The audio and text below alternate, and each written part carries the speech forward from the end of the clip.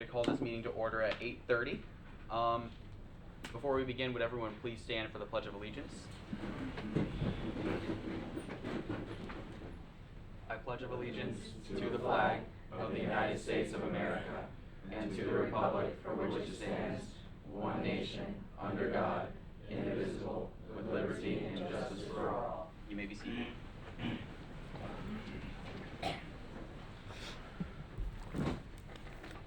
Again, good morning, everybody. Councilman, we have the agenda for today, April 26th. If you could please look through that.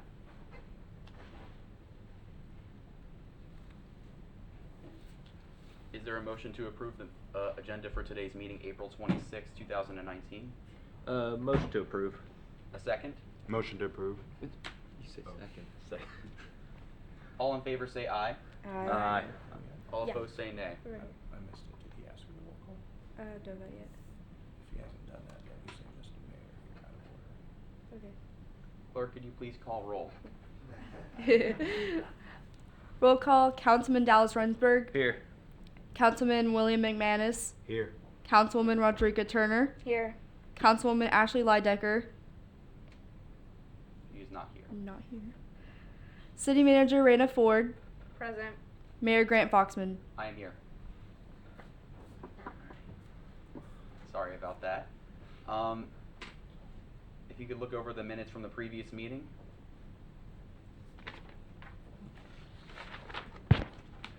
Is there a motion to approve the minutes from the previous meeting? Motion to approve the minutes from the previous meeting. Is there a second? Second. All in favor say aye. Aye. Aye. All opposed? All right. Now that we've gotten that out of the way, let's get down to business. First up, on the agenda we have Alyssa Gutierrez and Tyler Brinson representing Parks and Recreation.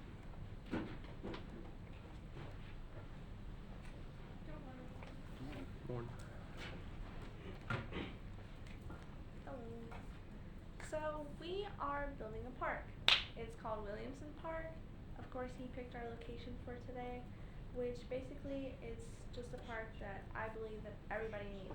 You know, there's parks, yeah, but there's not a park in this particular location.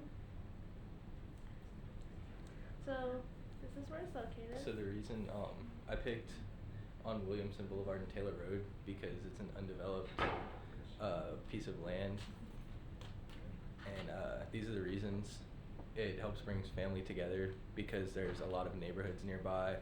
It's in a developed area with a lot of shopping plazas. We have new experiences. It helps our environment stay clean. Of course, we're up to new activities and stuff. Like we have a basketball court and a tennis court.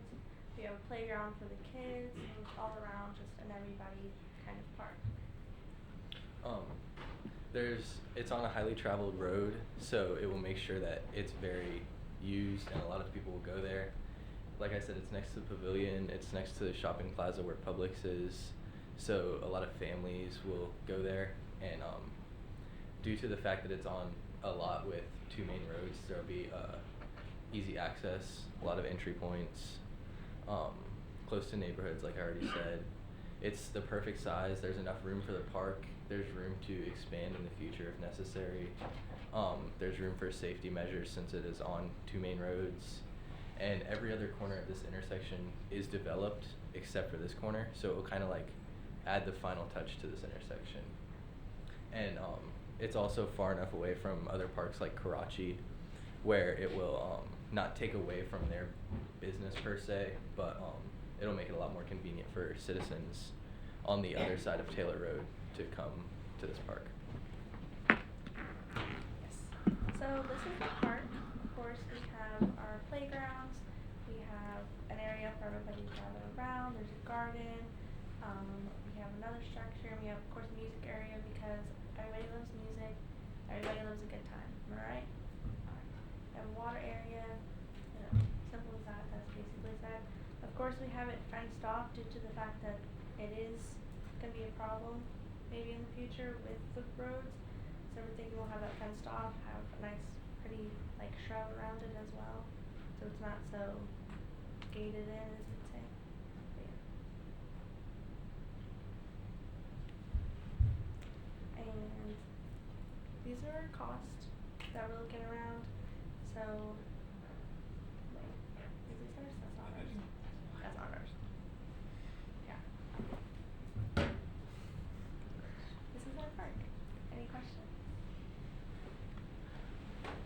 Yeah.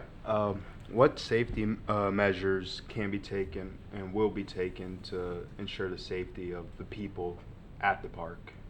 Well, So the safety from the location aspect is I made sure it was a big enough plot of land to keep the full size of the park and have like a buffer zone, and where there would be parking, guardrails. There's obviously a fence and shrubs that would like keep the privacy aspect of it, but just like extra land in between the actual park and the roads themselves. All right. Thank you. Now, if this location doesn't pan out, do you by chance have an alternate location where we could potentially put the park? There was a few, but they were smaller. There was one on the other side of Williamson, a little bit closer to Karachi, but it's not on two main roads, like in a corner lot. It's more just like off the road, and it's a smaller location, so there wouldn't have been a buffer zone, or like it's a lot closer to Karachi too, so it would be like kind of pointless to build another park right there. Mm-hmm. But most of Port Orange is really developed when it comes to parks and stuff like that, so. All right, and then do you by chance have a idea of how much this would cost? If I think depending on what we're gonna do, depending on the material we're gonna have, is probably gonna just differ. in certain areas. What? Do you have any questions over? I have no questions. City managers, city attorney, do you two have any questions? Yeah. Why is this park gonna be beneficial to Port Orange itself? Simple. You know, families are always talking about wanting to do things outside of the house, at least getting out. This is close for everybody, basically. Like, say mom has to go out, do some errands, she can always just bring her kids, take them to the park right after. You know, it's fun, it's good for our environment. We're going to try and encourage recycling, because I know that's a lot of problems with today's society, as a lot of people are worried about. And of course, with the whole recycling matter, keeping the park clean, we can always have our high schools come out and help, because high schoolers always looking for volunteer hours, alright? That's always a program everybody's looking for. It's good and it helps. It's just a much more convenient location because when you look at Karachi, it's like in a neighborhood pretty much. It's back off of the roads, and it's kind of like not really a hassle, but it's less convenient to get there than this park would be, because this is right by the pavilion, right by the public shopping center where all these families would be going, and it's good to get outside and have another park in Port Orange. Any other questions? Yeah, kind of stemming off what you said. You said that you're gonna have recycling bins there, Yes. and you know, people aren't very reliable. Of course, they're gonna throw their trash on the ground and stuff, regardless of whether or not there's recycling bins. So, besides the high schoolers doing cleanup, is there gonna be anyone else there monitoring, you know, litter, picking up trash off the ground and throwing it away? Well, yeah, like of course, like every park has those people, has like some people just pick them up randomly, but of course we're gonna have like a group of people that we're gonna hire, I guess, to make sure our parks are clean. Alright. I have two questions for you real quick. The first one is, do you have a approximated time in which it will take to construct all the park and the parking lot in general, or? Honestly, I'm not quite sure on that, you know, different areas, they differ, some things are faster than others, so all in all, I guess it just matters on how much work is being done at a time. Okay, and my second question is, do you have times in which the park will be opened and closed to the public? Of course, we're gonna have our parks open, I'd say maybe around 9 o'clock, 8:30 at least, because a lot of people are up at that time, a lot of people like to go work out and look at different things and stuff, and of course, we're not gonna have our park open too late, so I'd say maybe around 9 o'clock at least. That leaves stuff for festivities, of course, 'cause we have our music area and stuff. And of course, the times are always different. Are there any other questions? No. Any questions to the masses? Any questions from them? Alright. Okay, roll call vote. Councilman Dallas Rumsberg, Yes. Councilman William McManus, Yes. Councilwoman Rodriguez Turner, No. Councilwoman Ashley Lydecker. Yes. Park has been approved. Thank you. Next up, we have Police Chief Mitchell Calabrese representing the Port Orange Police Department. Good morning. Morning. Now, during the school day from 7 to 4 p.m., a lot goes on. And I'm looking to get funding for at least 10 extra officers to put them inside the schools for safety. The school board will cover 70% of the costs for the officer, and for all 10, this would be around $746,910. During breaks and holidays, there will be extra officers available. So summer, spring, winter break, Memorial Day, all those days off. We would have extra officers available for patrol and just around the city. They would be able to establish a relationship with students at a young age, so they'd be able to get that bond with students. Students would be able to learn to trust police officers from a young age.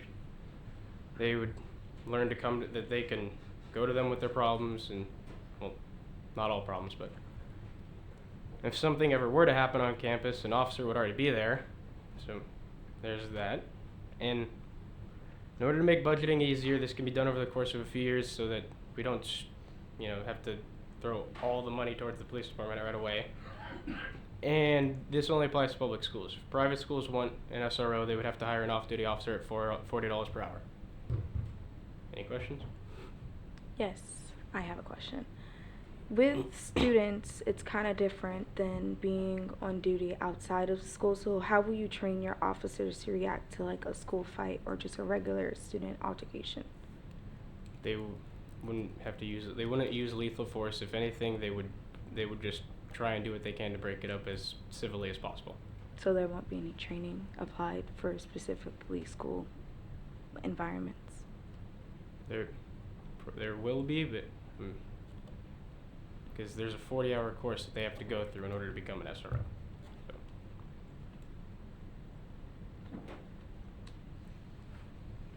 I have another question. That's a lot of money, first of all. You did say the school board will cover 70% of it, but where will the rest of the money come from? From city budget, if it gets approved. Okay, before anyone else asks a question, Rodrigo had a second question. Jay, ask real quick. In your PowerPoint, you said that officers would develop a relationship with the students. Do you have any programs that you think the officers might implement to better that relationship?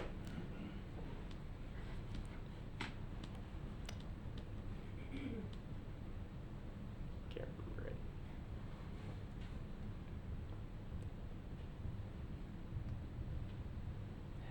No, I can't remember it at the moment.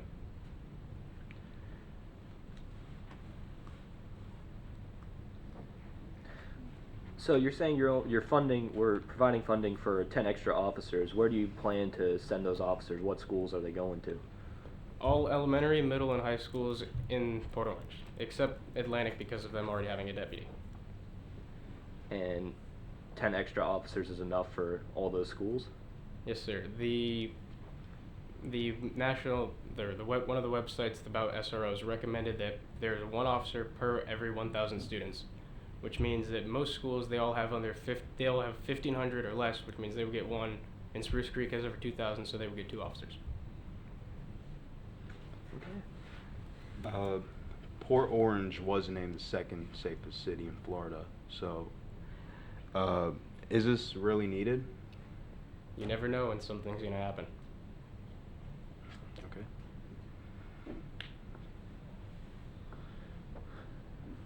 Do you have any questions? Any more? No.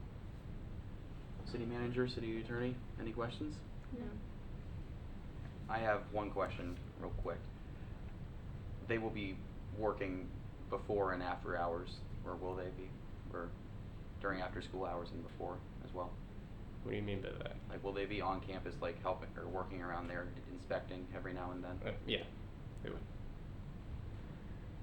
Are there any other questions about this? Any questions from the masses, from the people? Nope. Roll call vote. Roll call vote. Councilman Dallas Rumsberg. Yes. Councilman William McManus. No. Councilwoman Rodrika Turner. No. Councilwoman Ashley Dolly Decker. Yes. Mayor Grant Foxman. I'm gonna say no. Thank you for your time. Have a great day. That's tough. Next up, we have Declan Kelly representing the financial department.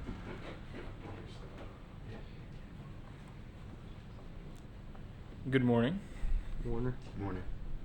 So I'd like to propose a increase in the tax in order to fix the water and sewage piping. The water and sewer piping has been proven by photos that it is deteriorating very quickly and it will need to be replaced eventually. So increased rates will help us have the funding to repair these pipes so they will not be broken anymore. So there are multiple funding options which would instate a 30% tax immediately, a 10% increase over 3 years, so it would give a little bit more time for the citizens to get used to it, and then a 10% increase, which is, it would take much longer to get the funds to fix the piping. So the reason it needs to be fixed right now is that the longer that the water pipes are broken, the more stuff from underground is getting into your pipes, which is not good for clean water. And the longer that they wait to fix these, well, they're breaking very quickly. So the longer that they're not fixed, the more they will break. Yeah. So any questions? Yeah. The alternative option for taxes. Now, this problem does sound kind of serious, but at the same time, I'm afraid the tax burden will be too heavy on the citizens.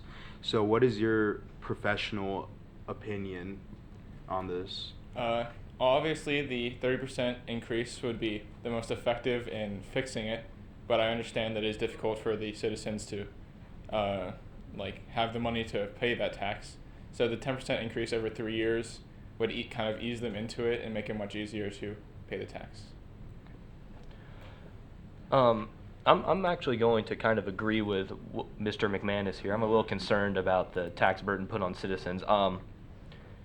If a tax increase were to be approved by us, how would you plan on notifying the public about that? I'm not really sure exactly, actually. No. And is there a potential option where we could do 5% over 6 years? I haven't really thought about that because it would just take so long to be able to have the funds to repair the pipes. So I think that they'd be too broken by the time that we had the funds after a 5% increase over 6 years. Well, and so how urgent is this problem? How quick does it need to be repaired? They are deteriorating pretty quickly, so the longer that you wait, the worse it's going to get and the more dirt and other stuff is going to get into your water. So it's pretty much pretty urgent, I suppose. Now, the other question I have, were those pictures you were showing us of the pipes earlier, were those from pipes in Port Orange or were those from pipes elsewhere? That was just an example of somewhere else, but there are pictures, I just do not have them today. Well, that would have helped. It would have, yes. Okay. I don't have any more questions. I think I'm good. As of right now, how many of our pipes are actually affected? I'm not sure an exact number, but it is much of Port Orange because they were all installed at the same time when Port Orange is being constructed, so a lot of them are breaking at the same time now. Is there a general area where the damage is more prominent than others? I'm not sure exactly.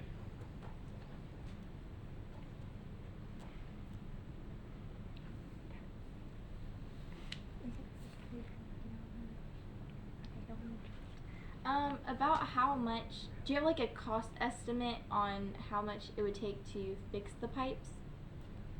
I do not. Can you go back to the previous slide so I can see the options again real quick? Thank you. City manager, city attorney, any questions? No, no questions. I'm good.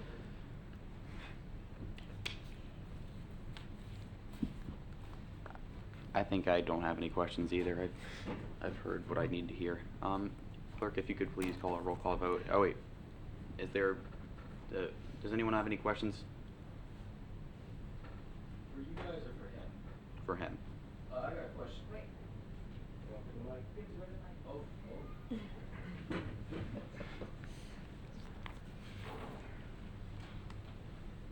Oh, This is a question for Mr. Kelly. If the pipes keep on deteriorating like they are, will it have a similar result or similar effect that Flint, Michigan is currently going through right now?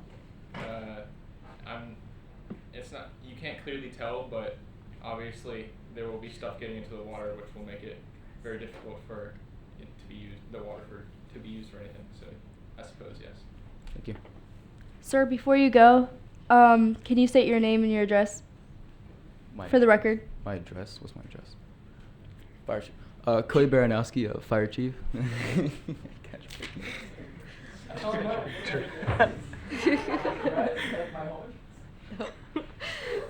Okay.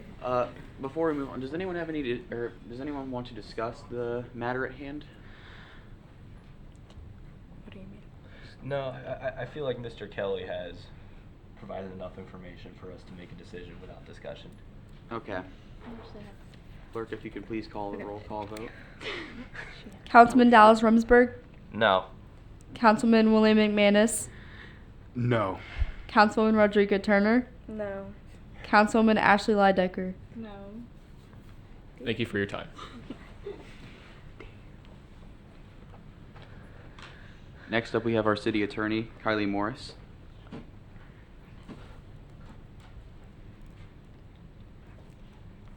Good morning. So I'm the city attorney, and my case today is about a forfeiture. So a little background on the case. Khloe Kardashian and her fiance, Tristan Thompson, were pulled over driving on the wrong side of the road down Dunlawton. And when the officer approached the vehicle, he noticed the smell of burnt cannabis. And so he grabbed his canine dog, and upon searching of the vehicle, they found 8 grams of cannabis in a rolled joint next to the driver. Tristan Thompson admitted to selling half of the cannabis he had brought from California. Oh.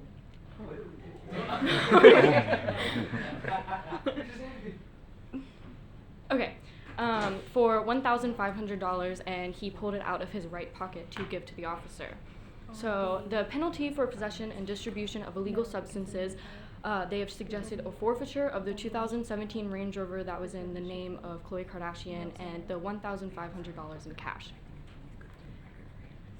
In late February, the Supreme Court ruled unanimously that the Constitution's ban on excessive fines applies to state and local governments, to limiting their ability to use fines to raise revenue.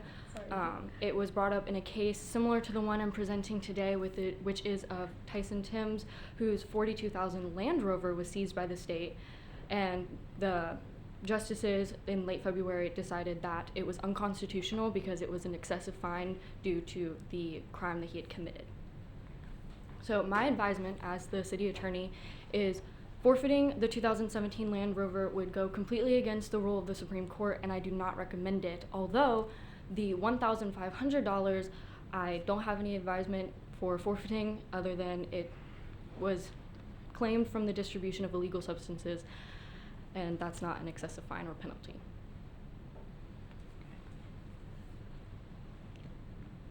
Anyone have any questions about this case before?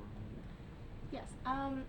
Is it because of the fact that it's a Range Rover that you think it's excessive, or is it just, like, would any car be excessive?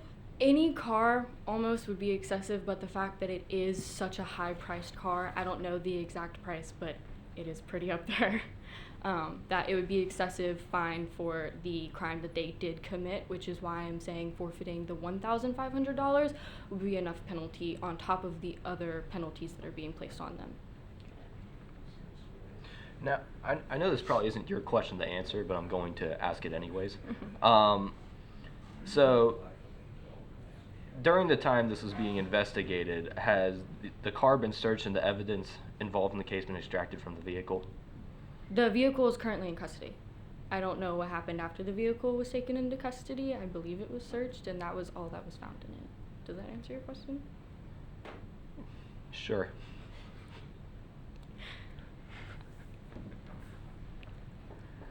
Any other questions from the city council? Does our city manager have a question? No. I'll ask one question. Has Khloe Kardashian or have they committed any crimes with the car other than this one in the past? Or Not to my knowledge. okay. Are there any questions from the masses?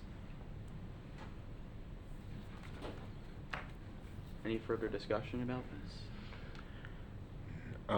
No, I think that's an adequate penalty. Do you mean just taking the money is adequate? No, the $1,500. Yeah, just taking the $1,500. Okay. Clerk, if you could please call roll. Well, but before you do that, I'm just wondering, is there really anything for us to vote on in this case? Or do we just take her advice into consideration and call it I'm an just issue? here to give my legal opinion. Bless you.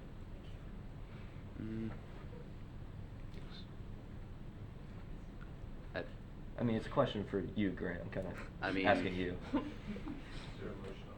Is there a motion on the floor to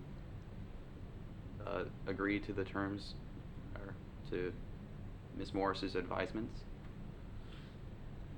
I motion to agree to the terms of Ms. Morris's advisement. Second. All in favor, say aye. Aye. All opposed? Nay. Okay. You're fine. The Range Rover will not be forfeited. Thank you. That is all. Have a great day. All right. Next up, we have Sam Baylor representing the Public Utilities. Good morning. This is my public service project by me, Sam C. Baylor. My project is to upgrade all existing water treatment plants to improve the amount of nutrient removal and efficiency of the treatment process of the water. This project will require several things, but I will explain more about it first.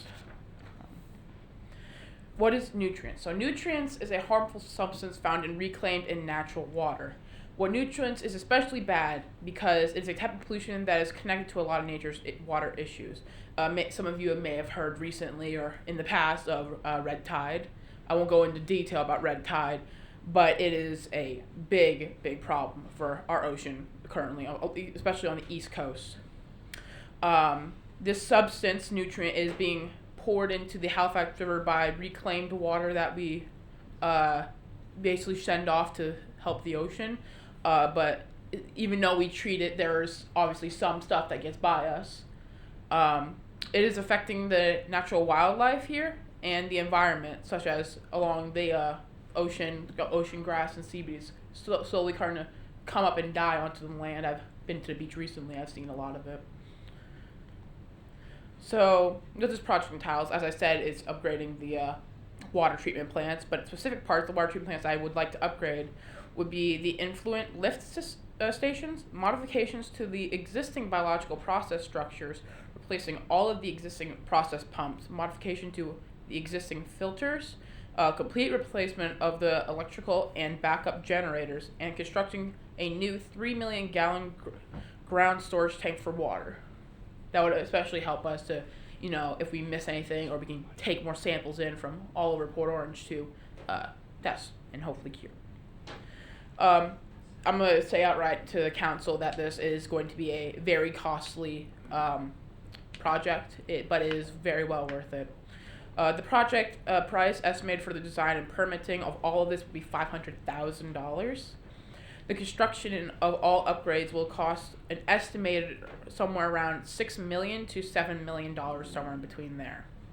This may seem to be a lot, but the reward for doing this is not just great for us, but for the city and the environment around Port Orange.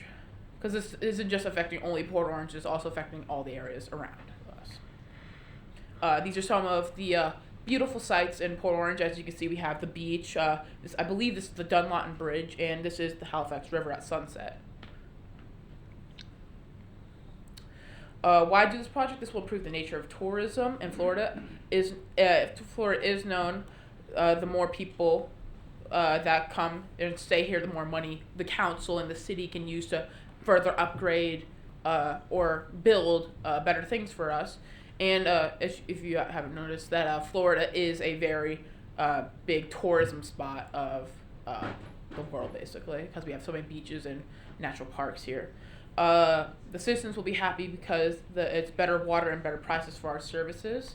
I would think that the better water we get would improve morale and encourage onlookers to, such as people like elderly who are in other states or even other countries, would like to come see our beautiful waters and beautiful nature and come and join us here in our beautiful state of Florida and Port Orange. The city of Port Orange would benefit from this project, even though the price is high, but it is very worth it to me, because I love nature. I don't know if any of the council has ever been fishing with their dad or mom, whoever takes them, but that is a very good experience for any growing family to experience and grow closer together. Like I said, the two main problems of this is it will cost a lot of money, and we would have to do something about all the people working in those departments. So I have the solutions on the next page. So some of the solutions would be, we can increase taxes at least by 5% over 6 years. I know that is a slow process, but again, we don't want to be shoveling money into something that will put too much strain on our economy currently. You can also ask for possible donations from people that enjoy nature in general and enjoy our city. This would greatly help. To plan this, I would either like to add some TV ads or even maybe put it into the newspaper if I could get with the press. We will, for the issue of the people that are in like the water treatment areas that are constructed, I would just like to say first that not all areas will be constructed at one time. It will be one specific area, and then we move on to the next. So it's not just a whole treatment plant just shut down at once. We have to move people around to other departments and help with construction while construction is going on, or, which I do not recommend this one because it would be very costly to the council, but it is an option. We can have them go on vacation or paid leave. However, this will make us lose money in the treatment and utilities. Oh, that's it. So any questions from the council or anyone else? You have questions, or can I go ahead? I got one, but you can go ahead. No, go ahead. You're on the all right.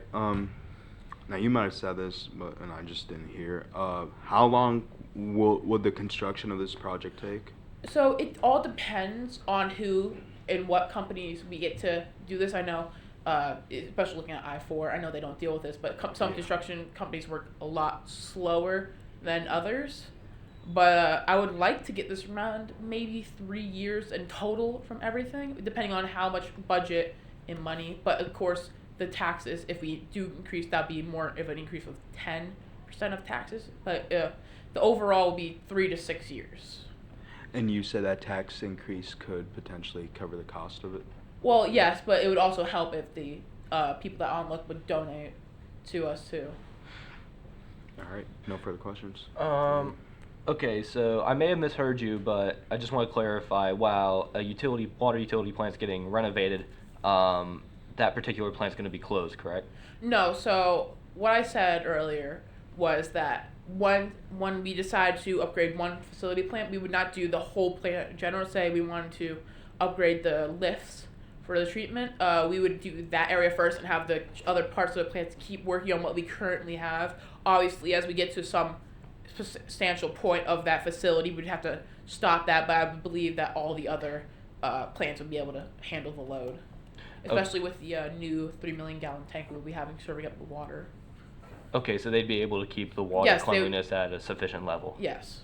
All right, and so we were talking about taxes potentially covering this.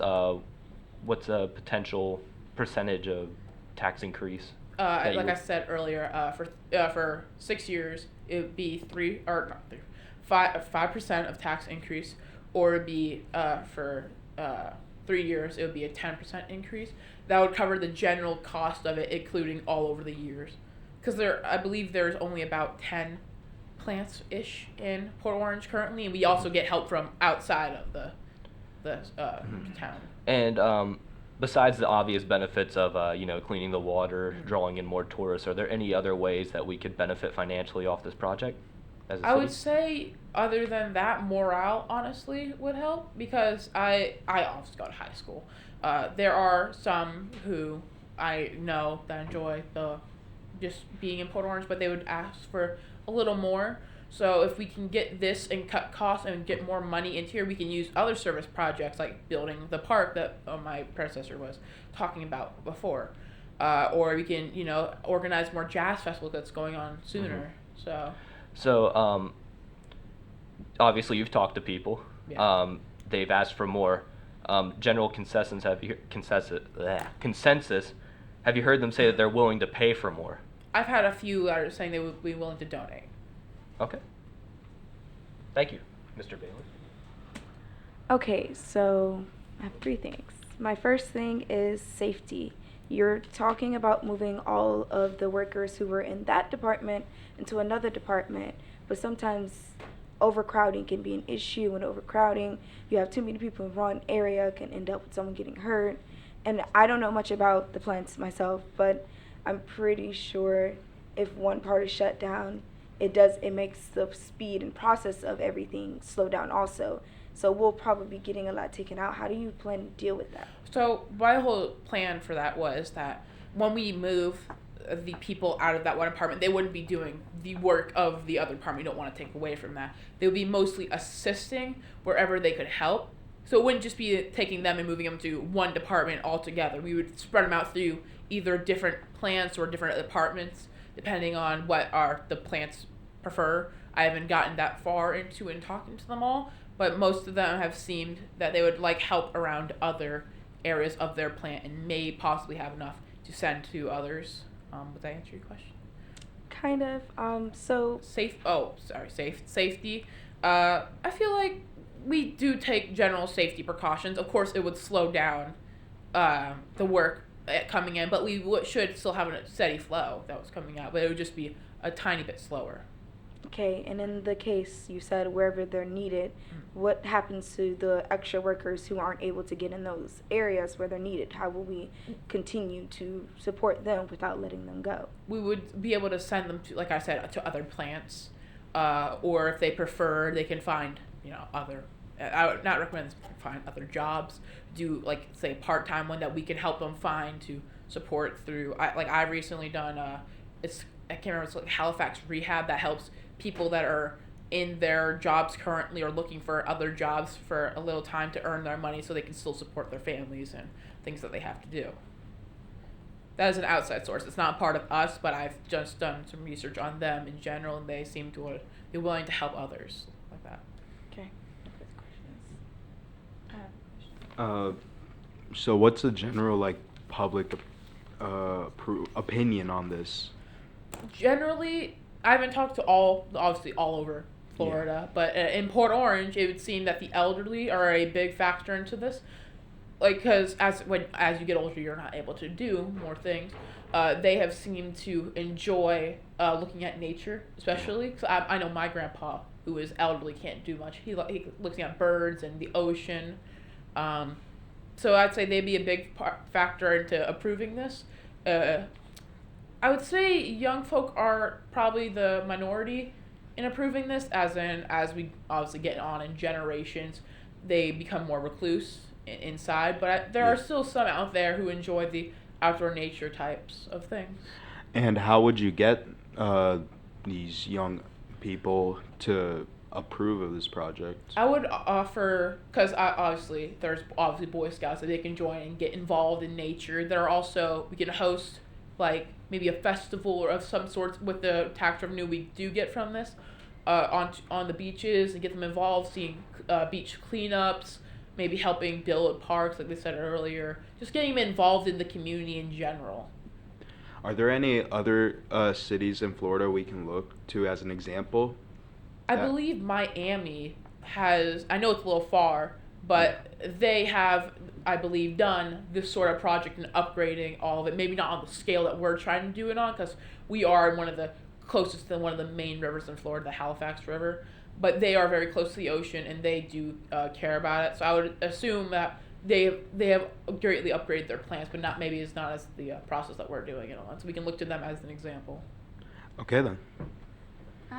So I have 2 questions. First, to clarify, you mentioned something, and I just want to make sure this is what you said, that if we go through with this and after the project is complete, you said that it would cost less after? Yes. Because the price of the... It would be easier to treat them, so there would be no real reason for us to overcharge for what is easier to do now. Okay, and then you mentioned that the nutrient was being dumped into the Halifax River and that was a bad thing. So where, with this new treatment plant, what is happening to the nutrient? Where is it going? So it's okay. So how nutrient gets into basically the water is when we clean out, like when we treat the water, especially through all the processes I mentioned earlier. If you want me to go back to the slide, I can. But all the process that I mentioned would help treat the water, because when we take in reclaimed water and come to treat, there's always a chance of bacteria and stuff. One of the main things that come out without being treated is the nutrients. That's why I'm saying we should do an upgrade on the cleaning process to not entirely eliminate it, but greatly decrease it, because it would be kind of like, obviously microparticles will always get through, but it would be greatly decreased. Go ahead. To branch off of what Ashley was saying earlier, how much can we estimate that we would save? You told us how much we're putting out for this project, but how much can we expect to save in results? As in tax revenue or just in general? In general. I would say from the current budget that we get, we can expect over 6 years a 30% increase of tax revenue from this. But that's all depending on the plan of tax we put into this. Like say over the 6 years one, it would be 5%, or the 3-year one, which would be 10. It all just depends on how much we are willing to put in that we would get out. But it would greatly increase, I believe. No, go ahead. I believe that what she was asking, and you can correct me if I'm wrong, but not how much of the taxes will be going in, but after the project, the city will be saving money with the new treatment plant. So about how much will the city be saving based on what it's currently spending? Oh, I don't know the exact budget that our city is currently on. I don't think that information was available to me. Yeah, like I said, I can't really answer how much we currently have, but I would believe, like I said earlier, the increase of tax would be able to increase that. I don't know how much you currently give out now, but I just believe it would increase, because depending on how much we put into it. That's all I can really answer, 'cause I don't know the current budget of the city. What part of this, like in terms of if you had to rank it, what part of the treatment would cost the most to construct? Probably it would either be between the new backup and current running generators, because those are part of the biggest parts of the plant, and the new 3 million gallon tank for ground storage. Those would probably be the most costly, but I would say we would do those last, or actually the 3 million gallon tank would be first, so we can keep the water incoming to the treatment plants, even if the generators are going. I would say we upgrade the generators last in importance, but they are very important still. Does the tank have highest priority? Most definitely, they probably have the highest priority, because as we close down certain parts of the plant, we would still need water to come through, and then we wouldn't be able to we would basically run out of water for that one plant. So the tank has a higher priority than the actual treatment? Yes. Well, in general, possibly they're about on the same level. I can't exactly say how many or what the rate of I would rate it would be, but the tank is up there, but the treatment's also equally as important, if not more. Thank you. So, would the solution you're proposing eliminate the problem of red tide in our area, or downplay the consequences of It would downplay the consequences because, like I said, there are other factors that come into this. Like red tide doesn't just come from the Halifax River. Obviously, it comes from all over the world, and we can't control other countries, other parts of our community does. But it would greatly decrease it in our general area. Okay, and just to clarify, you're not planning to do any layoffs. You're planning to reallocate people relocate. to other We're not plants? trying to get rid of anyone. We greatly appreciate everyone that works for us currently. Do you have a plan put in place for that? A basic plan of how you're going to do like- it? What plants you're going to start? I would like first? to start with the one off in I forgot the street it's on, but it's close to, I don't know if you know, it's close to the edge of Port Orange kind of, but that's one of the main ones you get from other areas. I can't remember the exact street it's on though, but I would like to start there and work kind of our way, say inward and then out again. So we would not start with the ones that greatly affect our biggest population of people, so we can ease them into like having that. Okay. You want to keep going? Well, yeah. Well, just one question stemming from that. So we're not starting the areas with the highest population. So what's the basis for starting at a specific plant over another? Are there some plants where, the pumps and et cetera are more outdated than others? I'd say no to that because, like I said, when we first built this as a community, we grew outwards.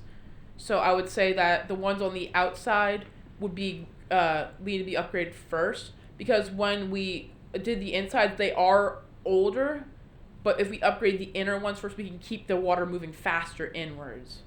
Because if we how to explain this? If we upgraded think of Port Orange as a circle. If we upgraded towards the middle of the circle, we would cut off more of the water for the people coming in, and we slower and we lose more money. But if we move to the outward circle, we can keep pushing the water in closer to center and not affect more of the population of Port Orange. Okay. Earlier, I heard you mention that the tank you would probably do last because it would stop the flow of water going throughout the plant. Am I correct? No, I said the tank we have to do first because that would increase the amount of water coming through the plants. Okay, so when you do the tank, there's no water coming through. So what would happen to the We have plant? other area, so the water won't be entirely cut off. Like we say, if we were doing the lifts, we have multiple lifts in one area. We would not completely shut off the whole, and we would do one at a time. So there's still water going through the plants, but we would just have to move people out of the way of construction. So the whole plant would not shut down just because one is being done. There'll still be water flowing through, just at a slower rate. So there's several tanks within the plant. Well, there are already tanks at the plant, but we're making another one to increase the amount of water we can treat. Any other questions from the councilman? Yeah. Again, I'm asking this for a second time. How much can you project the city to save long term from this project? Long term, I would say, I don't know our current budget, like I said earlier, but long term, I would like to say that this would, like I said earlier, increase 30% of more of it, but it would take, depending how much we put into this, because there are different degrees of what we could upgrade this to, but it would just depend on how much we would willing to put in to get out. And how confident are you that this would actually encourage tourism in Port Orange? I'm very confident because I know that people from other states, most people from other states enjoy nature and come to Florida to see the Everglades and the ocean. I believe Florida is a big retirement and tourist area of America in general, but maybe also possibly the world. Yeah. I don't know if the council agrees with me on that, but I think that. No, you're right. You're right. Now, if we were to approve these improvements to the water plants, how long before we'd have to make further improvements after all is said and done, or would this be a permanent solution? This would probably be a permanent solution. Like I said, there's no guarantees. Like, we could have a hurricane just wipe out one plant entirely. We don't know what the future holds, but it would be most likely a permanent solution to this. Depending on how nature obviously affects us, or if someone messes up in the plant, that they would be dealt with, but we would have to fix certain things. There's always still be maintenance, but the major construction will be done here now. With all due respect, probably isn't good enough when the taxpayers are paying $7 million. Well, they're not paying exactly $7 million. It's not. It's just from $6 to $7 million. Well, yes, but that's not all coming from taxpayers. It also comes from the council, city budget, and donations. It's not just the taxpayers paying everything for it. It's what we already have, plus them, plus donations. Are there any other questions from the councilman? Yeah, well, he was talking about a hurricane hitting. If a hurricane were to hit, we'd probably get federal aid or something. Yes, we for would. But we have so if a hurricane were to hit and one of the utility plants were to be completely wiped out, would that still further increase the tax burden on the people? It would do some damage, but depending on like what area, because I don't see a hurricane hitting entirety of Florida at once. Depending on the federal aid that we do get from this, we could have it up and running in about 3 to 4 months, depending on how fast they work. So I would say it would take, the federal aid would help, but I would think we would take a hit from that. I do believe we would. It depends on how severe the damage would be. If it was completely wiped out, it would be a major hit.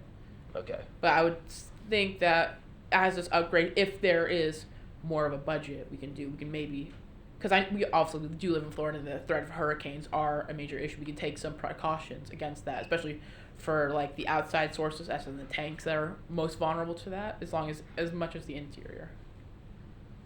All right. Thank you, Mr. Baylor. Are there any other questions from the councilman? City manager, city attorney, any questions? Yes. So, could you go back to the slide that has the list of everything that you need?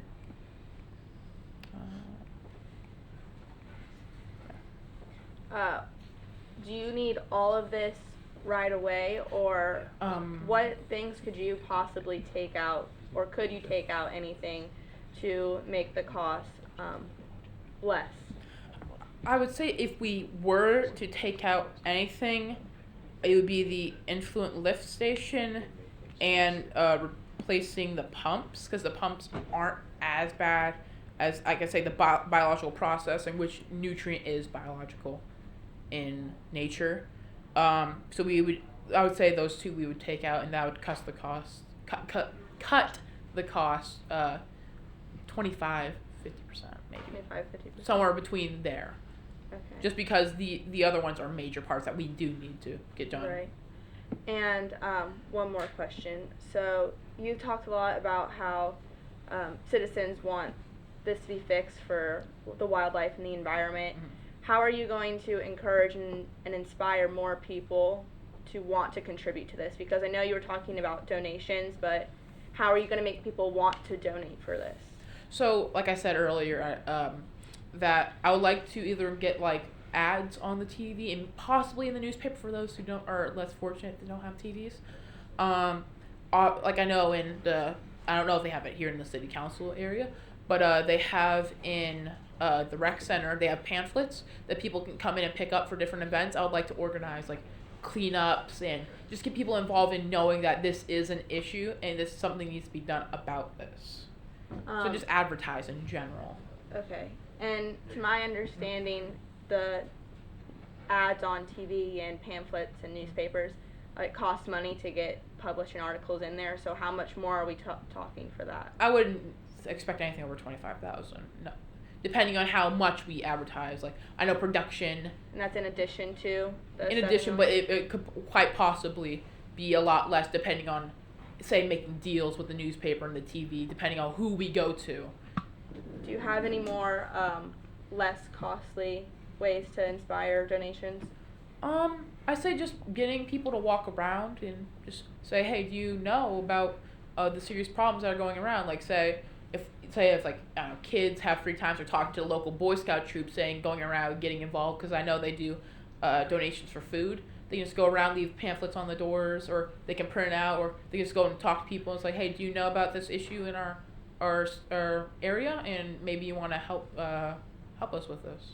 Right. My concern is that with the donations that you get for the plant and the treatment, that all that money is going to go to advertising to get the donations, so that we won't actually make anything for the plant itself.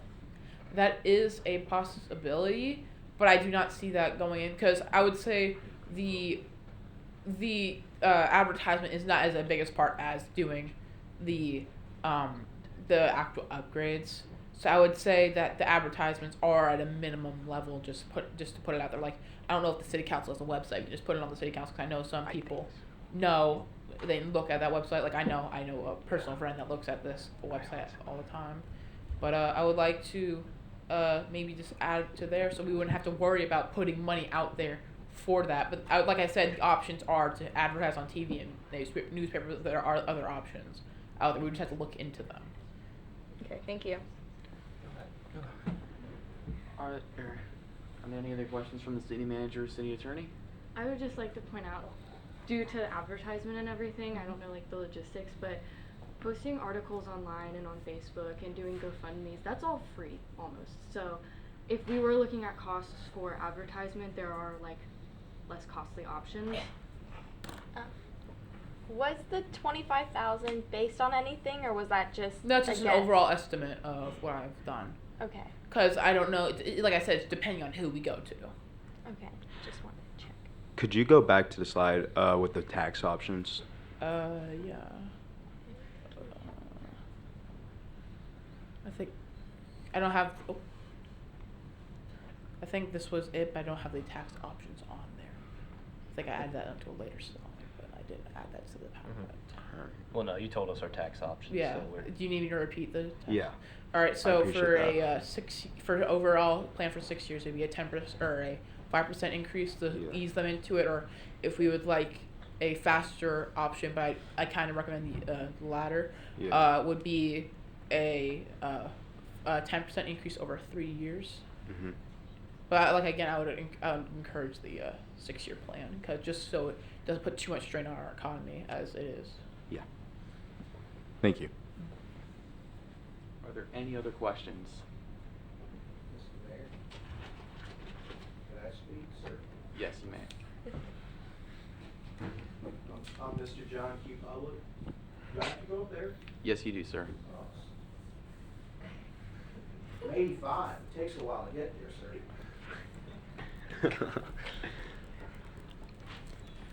Mr. Mayor, I'm Mr. John Q. Public 1. And every time y'all talk about these things, you talk about raising taxes. Seems to me y'all got to learn to live within your means. If you haven't budgeted for things like this, I got to live within my means. I get a Social Security check. That's it. I got this little tiny raise this year. They raised my Social Security check $5. That was my increase this year. And you want to raise my taxes? You want to take my house too and my dog? Might as well. You got to think of me. I voted for you guys. Well, I didn't vote for all of you. Now I know why. You're really sticking it to me. You got to think of me. I live on Social Security. I live on fixed means. All this, it's taking care of the environment. It sounds nice. It really does. But boy, I tell you what, you sure didn't plan for this one, except to find a way to stick it to me. Thank you.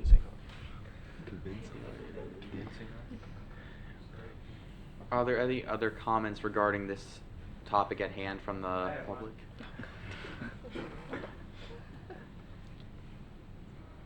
Hi, I'm John Q. Public III, no relation to the first. And I'm just wondering hang on a second. Hello? Yeah, pork chops are fine. No, mashed potatoes. Look, I'm busy. Anyway, I'm wondering with all this money that you're talking about, $6 to $7 million, why you guys haven't done a little bit of investigating to find out if there aren't grants out there to take care of stuff like this? Anybody have an answer? Do you have an answer? Oh, me? Yeah. I mean, I'm sure there are. You're sure they are? Yeah. Have you I mean, done it? You have to Thank you for the honest answer. $7 million. Let's see. There's 25,000 single-family homes in Port Orange. $7 million. That's a lot of tax increase. Yeah. Yeah. That's over a couple of years. Plus, we'd all have to, we'd have to, like you said, the grants are out there. We'd have to, say, like federal grant, we'd have to apply for that, and there's no guarantee that we would get that from them. It would all just depend on how we play our cards when we're talking to them. Ah, okay. So you're going to switch from tuna fish to cat food, Mr. Public One? Okay. Right, hang on. The left. No, corn. Anyway. I think you need to research the grants, find out what's available out there for this, federal and state. Thank you. Thank you.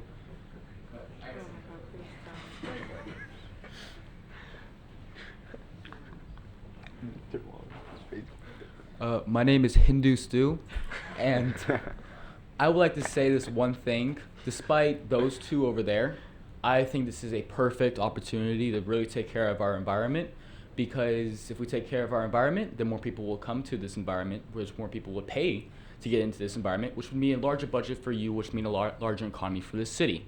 This is overall circle of, well, economics, if any of you don't know. So do this, please, because I refuse to go into the water at red tide. And after people realize, oh wow, look at this nice beach that we have, there's a thing called summer, there's a thing called the beach, and there's a thing called a lot of teenagers that like to spend money. Thank you. Thank you. Any other comments regarding this topic?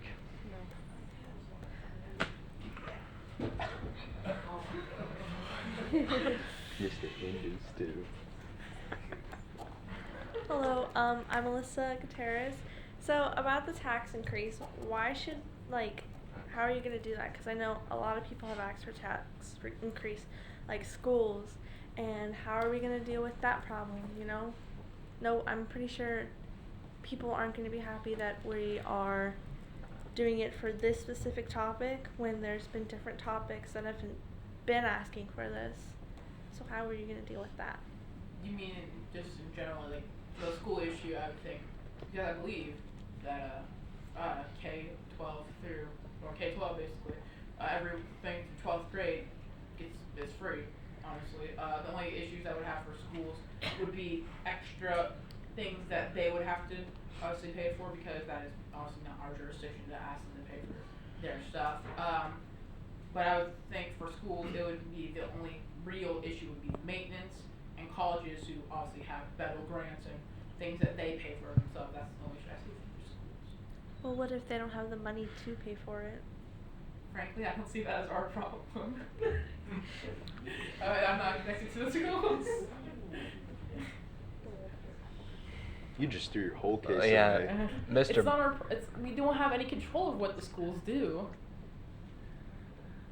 What I think she was saying was that schools have been asking for extra funding for years. And so a lot of people are going to see it as we're ignoring the schools and putting the red tide first, which isn't necessarily a bad thing, but I think we're going to get a lot of backlash from the people in this city. Yes. I have a question. Are we in charge of the school board's budget, or is that like a school board, like federal government thing? Like, does the city of Port Orange have anything to do with that? County, the county. Well, we're not the county. And that's not our budget. Do we control that? So then why? I mean, will we even get backlash if we decide to go through with it if we're not in control of the other options? I mean, not everybody knows that though. Exactly.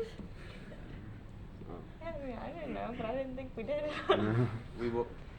There will. If I would do a rebuttal to that, I would think that all those who are interested in every topic that's been coming up to the council would do a little bit of research to know what the council overall covers.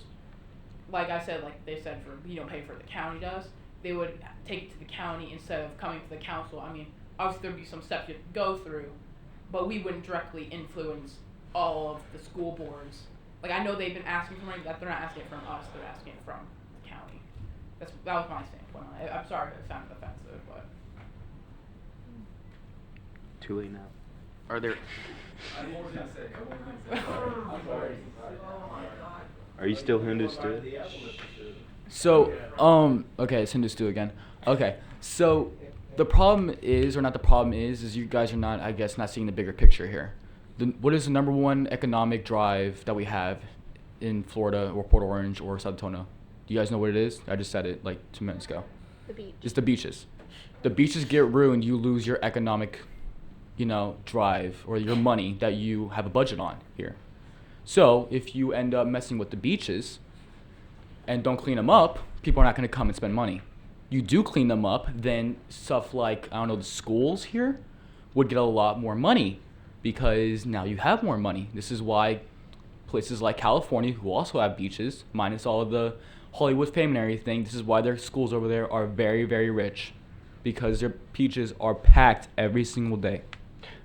Now, Mr. Stu, it is? Yes. Hindu Stu? Yes. I'd like to ask you a question. Mr. Baylor said earlier that the renovations on these plants will not completely eliminate the problem of red tide. So if we can't prevent what other countries are doing, causing harm to our beaches as a result of them polluting the environment, is there really much we can do? Well, that is true. You cannot actually force other people to do your bidding, but you can also help it. You sitting around and saying, well, I'm not going to do it because someone else is doing it.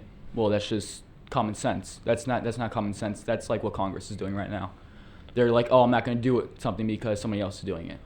Because, okay, if you go into the aspect of, oh, they're polluting my environment, so here, let me just let them pollute my environment. Okay, let me just go ahead and shoot someone and, oh, well, they didn't arrest me, so let me go shoot another one. It makes no probable sense at all. That's what I'm trying to get at here. But for this to become a better solution for all of Volusia County, it can't just be Port Orange doing all the work. We gotta get Daytona Beach, we gotta get Edgewater, so on and so forth. We gotta get, all up and down the coast in order to keep it clean, in order to draw in more tourists. So I guess this is more of a question for Mr. Baylor. Mr. Baylor, are you going to make contact with these other municipalities in order to, gain public opinion for them to improve their own plants so we can improve all of Florida's coast? I would like to get in contact with others, like I said.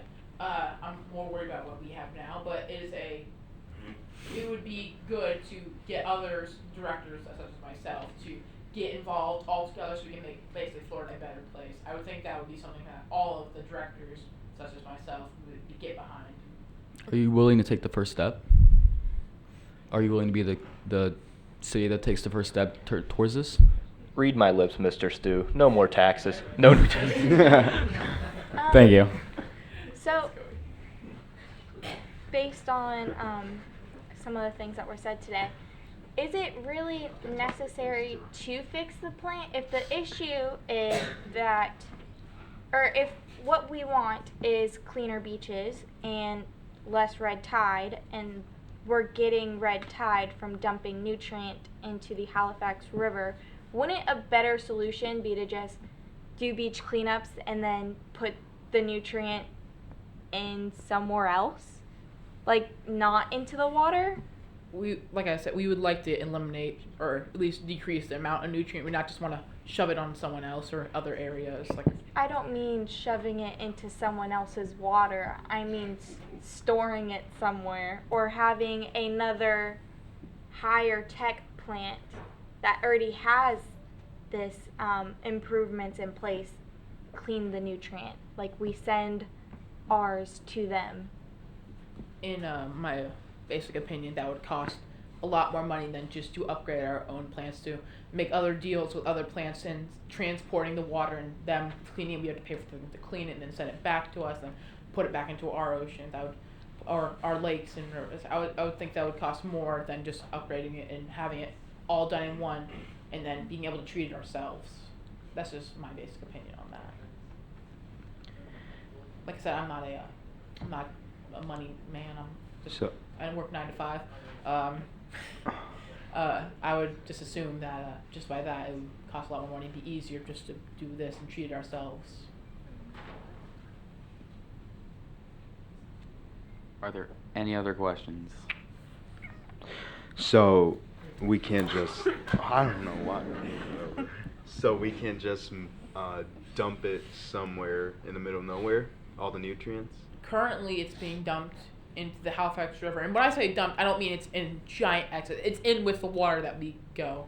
I would say treat it so it becomes less of a problem. Because I mentioned red tide, but that's not the only thing. It's also killing the fish and the area around it.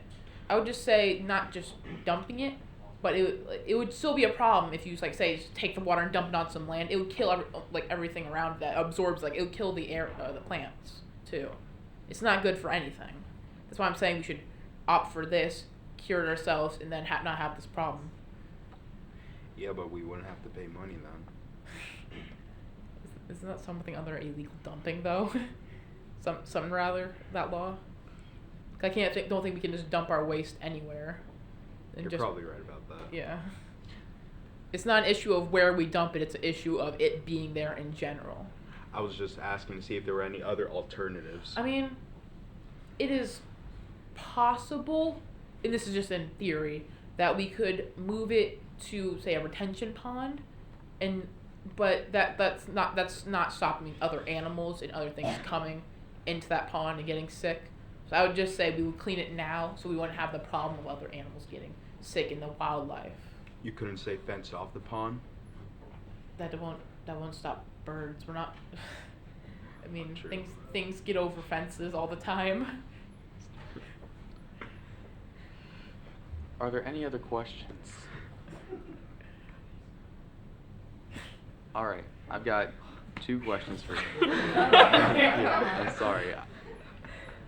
Now, there's been a lot of information, so I'm just going to ask this just in case you already answered this.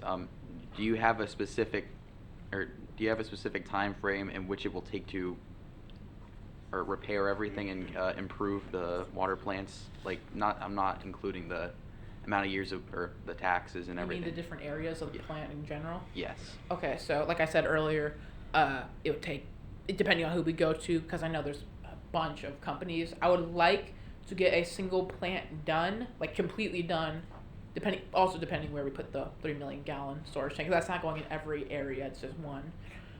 Depending on that, I would say I would like to get done in 6 months' time, but that's depending on what the workers are able to do at that time. Like I said, we're doing one thing at a time, but the whole plant I would like to be done in 6 month time. But there's, like I said, multiple plants around all over. Okay, and this is just kind of a simple thing. Do you have any pictures of the situations that are occurring regarding red tide? I do not. Those are probably classified. I can't show exactly what is what is in the plants in general. Okay. I just want to comment on something. Yeah, go ahead. You did a great job coming up here and standing here for an hour. Thanks. So thank you. All right. I will ask this one more time. Are there any more questions? All right. Ms. Nagus, if you could... Wait, no, before we roll call vote, what are we voting on? Are we voting on... No, because there was 2 tax options, so we're just voting on let's start the process of budgeting and doing the taxes for this, or are we just going let's give you the 7 million? What are we voting on currently? If I may interject, I would believe that we'd be voting on if we're willing to do this project and we're willing to start budgeting. I thought that's what we'd be voting on. Not the options for taxes were just the options to pay for it if it was passed to start this project. Yeah, Mr. Mayor, I feel like we need to have a little discussion amongst our council and someone propose an on-paper amendment or motion. I don't know. I'm just kind of rambling. I agree with you. Then let's have this discussion. Does anyone have any comments towards whether or what we should decide? In my opinion, the cost of it all is a bit extreme and it's a bit condensed with time. I don't feel like that much money would be given and then it actually be done in the time that we're told it's going to be done, because you're asking companies who are privately owned sometimes and they have the possibility to tell you no, We don't want you coming in there. So what are you going to do with the money that we gave you for that company? You just have the money. And then we have a little problem of where does the extra money go? Do you give it back? And I just don't feel like that much money for all the plants is really ideal or even possible because of who the companies are. I feel before we make a decision, there needs to be more research done on grants, where the money is going to be coming from. If we put more money from our budget towards this, what are we taking away? Who are we taking money from? Because the city has a limited budget. And I think more needs to be done with surveying citizens to see what they want on the taxes. I feel like this is too much money to make such a, for lack of a better word, rash decision. Any comments from Councilman McManus or Remsburg? I'm just going to echo what Mrs. Lidecker just said. I feel like we do need a more, set in stone plan before we approve this. I agree. I've been thinking that for about 30 minutes now. All right. With that being said, is there a motion to table this to the next agenda or to the next meeting? I motion to table this topic until the next meeting. A second? Second. All in favor? Aye. Aye. All opposed? All Okay. right. This Well- topic. All right. This topic will be moved or will be tabled for the next meeting. Thank you for your time. See you next week, Mr. Baylor. All right.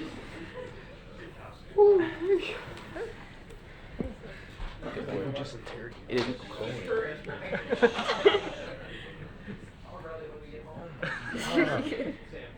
Okay. So, all right, guys, we need to quiet down a little bit. Next up, we have Fire Chief Cody Baranowski representing the fire department. That part's over. Hey, y'all. Morning.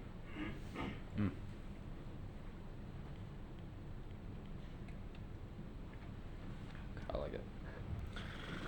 All right, so pretty much I was, sitting at my desk, right? And I was thinking about, what is the number one thing that my employees constantly complain about, and that I complain about for that matter. And, after pondering this thought, after, excessive, coffee breaks and everything, I have decided that the elderly call the firefighters and police officers for basic house chores just because they can and just because they know we will show up. So I have decided to create a campaign. This campaign will probably cost around $2,000 in just ads in the newspaper because elderly people, read the newspaper. That's it. There you go. So, as growing up and everything, right, we were always, we were brought up with technology. And we were taught the same slogan, don't put it on the internet unless you want your grandmother to see it. Right? Well, I have reversed that. Said, would your grandson or granddaughter call? Kind of same concept, right? Why not? As pretty much is, a problem has arisen with the elderly and excessive use of calling the police. These are literally for, sweeping the floor. The elderly have a reputation for calling 911 for very senseless tasks, and this PowerPoint will explore why calling 911 all the time is disrespectful and hurtful. Because, when you call 911, there's a lot put into motion. It's not just, we all get up and we go out there. No. There's a lot more.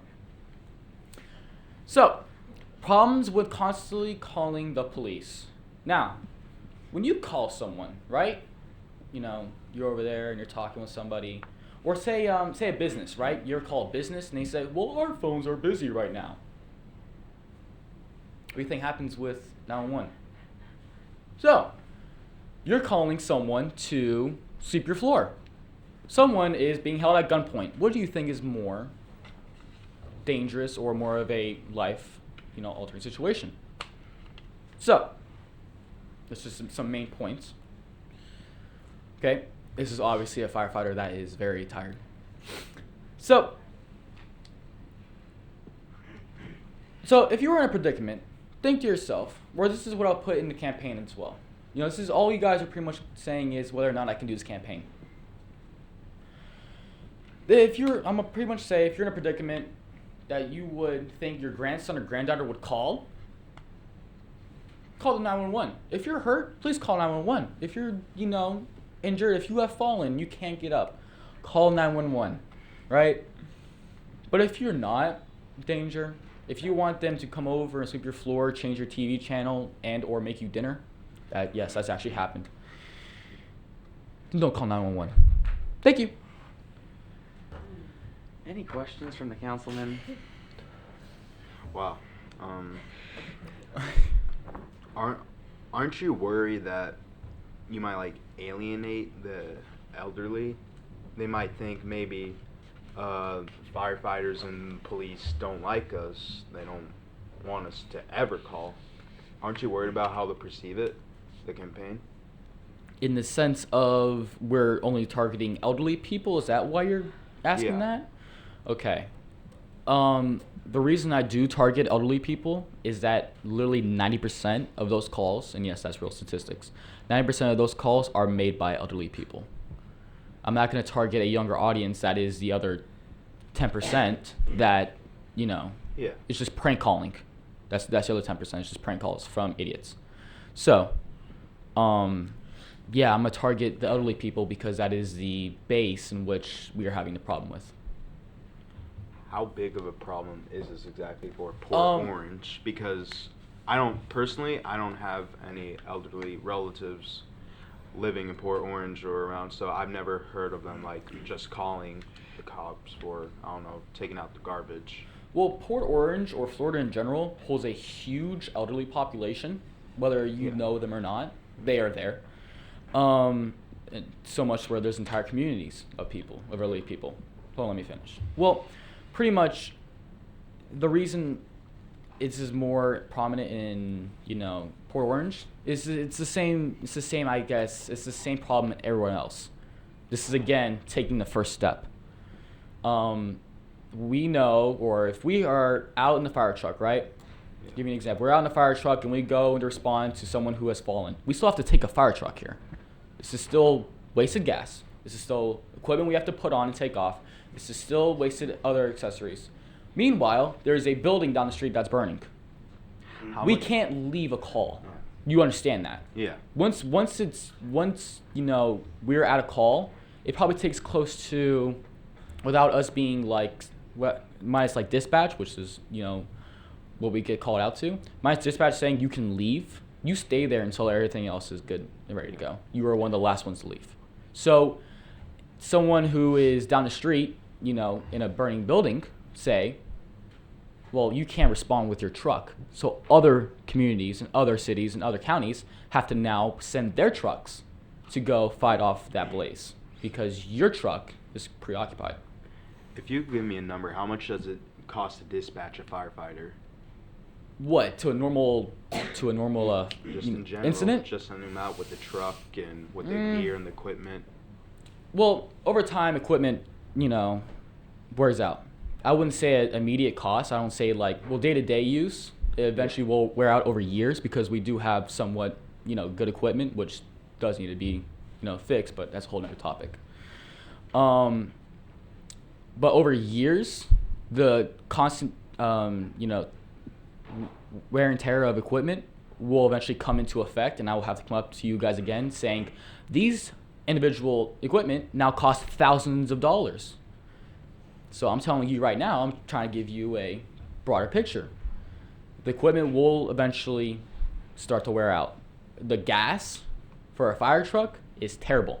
It's a fire truck. It's not a little, mini here. It's, you're going down the road 1 mile, you've already wasted $20. Obviously, that's an exaggeration, but, you get the point. Mm-hmm. So probably to a call and back, depending on the distance, wear and tear on the equipment, I would say close to each call, probably around $80.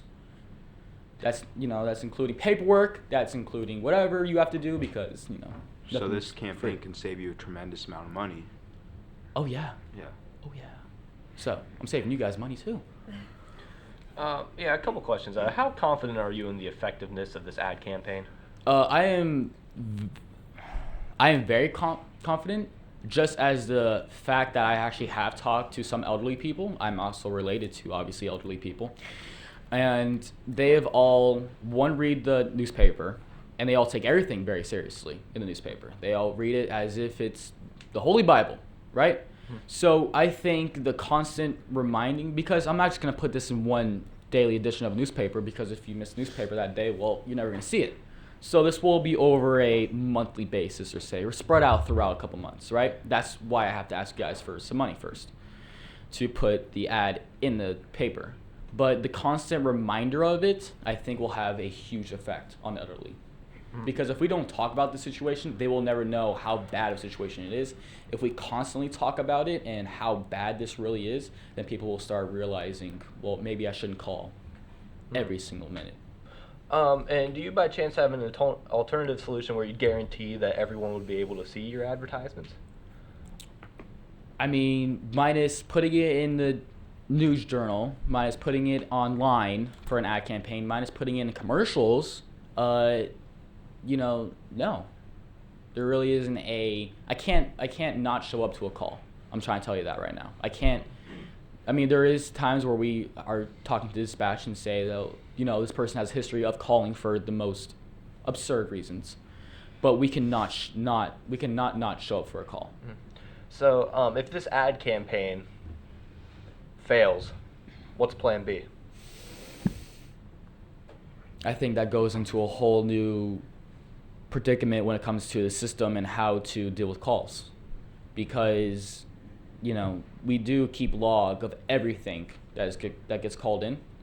That means if you are a person of this address, we know all of the calls you've ever made to us. That means prank calls, that means everything. So when a person is, there really isn't a good way to say it. There isn't a shining light. If we don't show up to a call and the person's actually in danger, that's on us. If we do show up to a call and we waste money, it's on us. It's a double-edged sword. So the only thing we can do now, like I said, minus not showing up, which causes more problems, is to make them aware of how big of a effect this is having. And just one last thing, you mentioned that 90% of the calls you receive are from elderly people asking you to do menial tasks for them. Where did you get those statistics from? Firefighterstatistics.com. Firefighterstatistics.com. I'm seriously, look it up. .com. I'm serious. I'm serious. Go ahead, do it. Really? Uh-huh. And that includes statistics for just Port Orange? Yeah, includes statistics from all over the United States. Thank you, Mr. Baranowski. You just didn't set precedent for that, but had to ask. Mr. I am all for a campaign. It is reasonable, but I feel as though, yes, you're targeting elderly, but you're not going for things that they would relate to. Oftentimes, what ends up happening when people target a certain age class is that they don't research what these people like. Yes, you have it down. They read newspapers. Okay, but you have to relate it to their life. And oftentimes, the people who are calling are people who don't have family members to call. I had a grandma. She used to call me all the time to come do stuff that made no sense. But that's because she had me.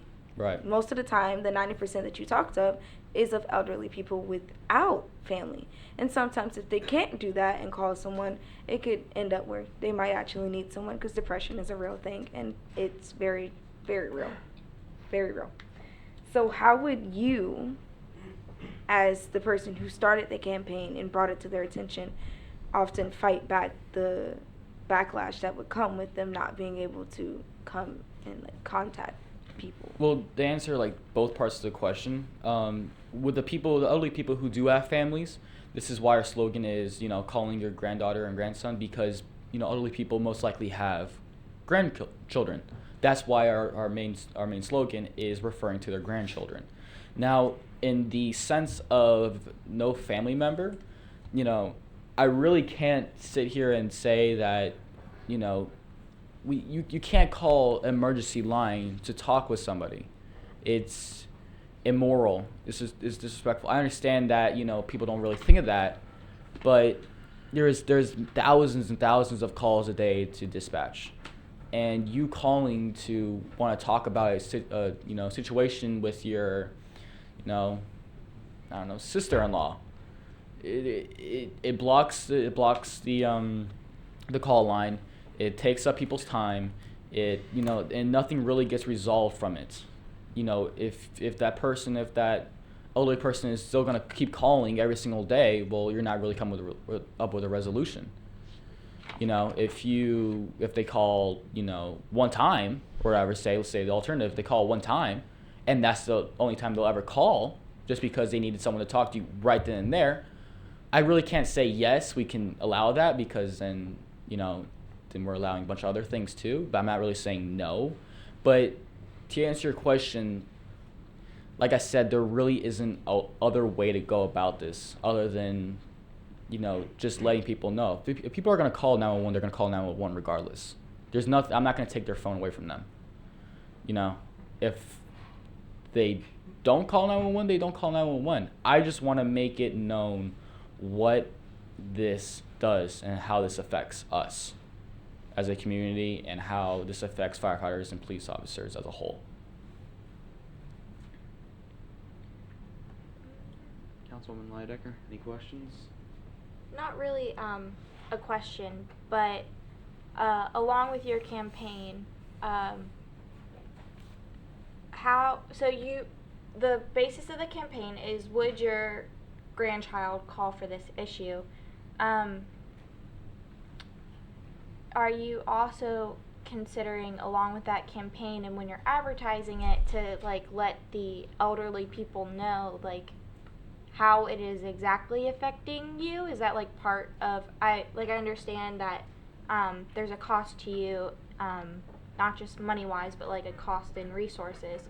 So as part of the campaign, not just saying or I guess just emphasizing the effect that they have, saying call for an emergency, but when you're wasting our time, basically, this is how you're affecting us. Is that part of your campaign? That's a general idea of it. Yeah, we really, if we put a more emotional aspect into it, as saying that you're hurting us in the long run, people, react better to emotion than actual, facts. Therefore, we would have to put the emotion of you are hurting us, not, and this year, 1999, this doesn't happen, because nobody, unless you're in a political debate, nobody really cares about statistics. So that's why I want to put the emotional spin on it, to make it known that, hey, this is hurting us. Okay. So. A couple more things, Mr. Mayor, if you don't mind. Mr. Baranowski, as part of your ad campaign, are you going to set guidelines as to what does and doesn't qualify as an emergency, in your opinion? I haven't thought of that, but sure, why not? If you want to go ahead and start laying out different ideas of, what are you talking about in an emergency? What I personally believe as an emergency? Well, your entire campaign is on the sole basis that you're trying to prevent the elderly from calling 911 to perform menial tasks, when preventing you from responding to actual emergencies that are putting people's lives in danger.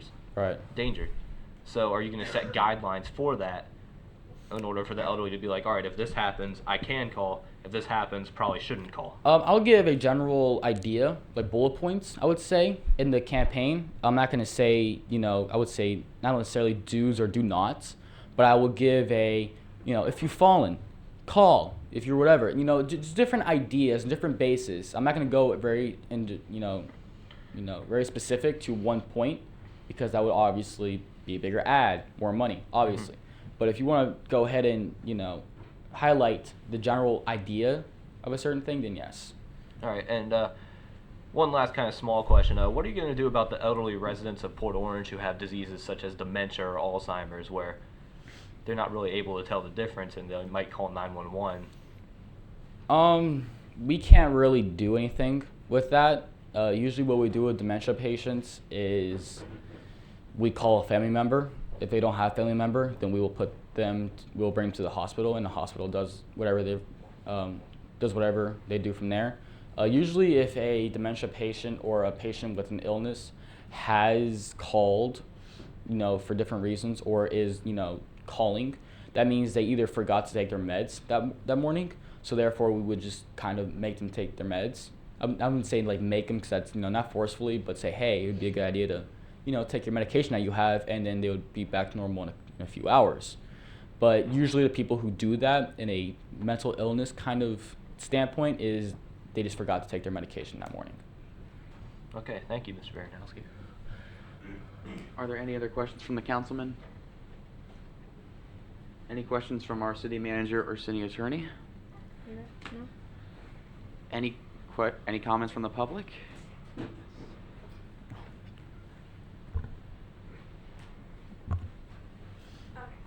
So did you know that 15 to 20%? Please state your name real quick, ma'am. Alyssa, again. Did you know that 15 to 25, or no, it's 15 to 20% of people that call 911 are non-emergencies? Besides, we're not in elderly people's homes. We don't know if it actually is an emergency. I'm pretty sure if they need help sweeping, they're not going to call 911. Okay? My grandma's 88 years old. She literally can't do anything. She doesn't call 911. Even if she's fallen, she doesn't call 911 because of the simple fact that she knows. She feels like she's a bother because of how many people have made comments about this. Also, with the fact that you are targeting old people, again, we're not in their home. We don't know what happens. How are you going to file between a non-emergency and an emergency? Not to mention, they call 911. 911 can tell who to send out. That's 911's decision to send out the fire department or evac or anything like that. If it's not an emergency, they always cancel it. They can always cancel that. So, and besides, what's the difference between a 5-year-old calling to help with his math homework? Why is that cute? And when an old person calls, that's called disrespectful.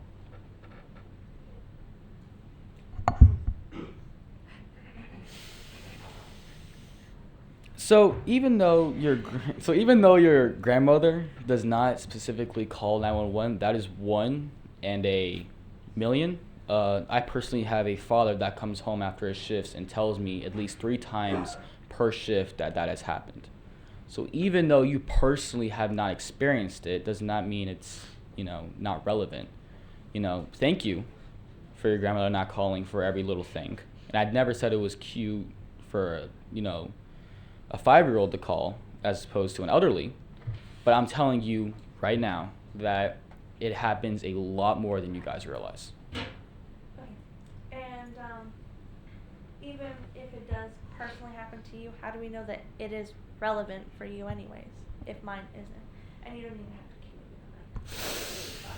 it. Well, seeing as how your entire argument is based off of one grandmother, which is your own grandmother, and my argument is based off of personal experience with daily life, I would say that my argument would win.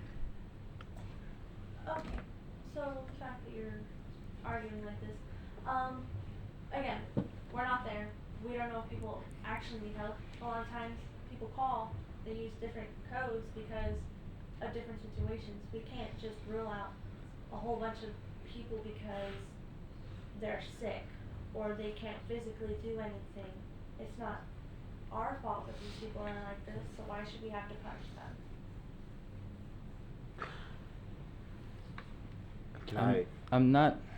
I'm not punishing them. I'm getting them aware of what this is doing to affect the fire department and the police department as a whole. I'm not saying that if you call a non-emergency, because the dispatch will actually ask you if this is emergency or non-emergency, I'm not saying that they won't respond. I want them to know, or at least, to reduce the amount of calls, even by 1%, it would be a success. That, oh God, lost my train of thought. Even reducing the calls to 1%, it still would be effective due to, just the basic of, that 1% could be less calls. And, Can you tell me this? Do you even know what the non-emergency No. You know what the non-emergency is? Okay then. Well, so do I. Before this gets too heated, Can we please keep this in a professional manner? And if it can't be, then I'm sorry. I'm gonna have to ask you to take a seat. Well, I'm just trying to get a point here. It's not even, he knows what the number for non-emergency is. Everybody knows what the emergency number is. We don't know what's going on in people's lives. We don't know if it's an emergency or not. If it really is an emergency, that's 911's decision to send out. People can always cancel. 911, the dispatch purposely asks you if this is emergency or non-emergency, just in case you didn't know the number. And we also have a thing called smartphones and Google to, look up the non-emergency number. Not a lot of people have smartphones, especially old people. I believe she wants to make a comment. Just real quick, instead of having the campaigns like target old people and say that like you need to stop calling us because like your grandchildren wouldn't do it, why wouldn't we just make the campaigns to make the non-emergency number more accessible and like easy to memorize, instead of like calling out old people, just like, hey, this is the non-emergency number if you need us, please use it. It helps us, it saves money. Like there are people who are really in danger that need us, here's this number that could just eliminate all this and still help you.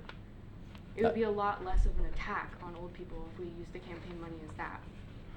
I mean, that is true, and yes, now that you say it, I might put that in my campaign. Actually, I will put that in my campaign as the number. But if you're going to want results, you're going to target the main party that is the problem.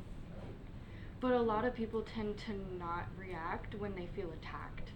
So instead of just calling out one group, just make it like a broad statement to all, so they don't feel like you're targeting them and attacking them and singling them out, because then they probably just will ignore you because they feel attacked. I mean, you got a valid point, yes. But I don't want to make the campaign as a general basis, like every other campaign for like, call 911 if you have an emergency. We've all heard that, campaigns, it was drilled in us from day one. But I just don't want, a teenager to read this and say, oh, I can't believe teenagers are doing this. I don't want a 30-year-old saying, oh, I can't believe 30-year-olds are doing this. It kind of almost targets themselves. If you have a broad campaign like that, people can also feel attacked on all fronts too. Not necessarily elderly people, but middle-aged to teenagers to kids. One more thing. So when you call 911 and they ask if it's an emergency or non-emergency, if it's a non-emergency, they tell you to hang up and then call the non-emergency number without giving you the non-emergency number. I know because I have done that before. Thank you. That was all. Okay. Go ahead.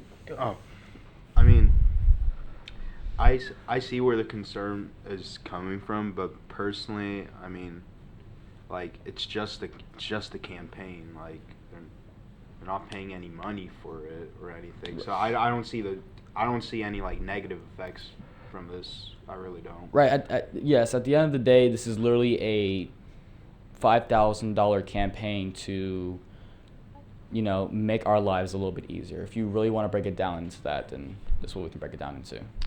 I don't have solutions to everything. I don't have whatever. This is just part of what could be a broader solution. Mm-hmm. I am going to agree, just a quick comment, and then we can put this to vote if we want.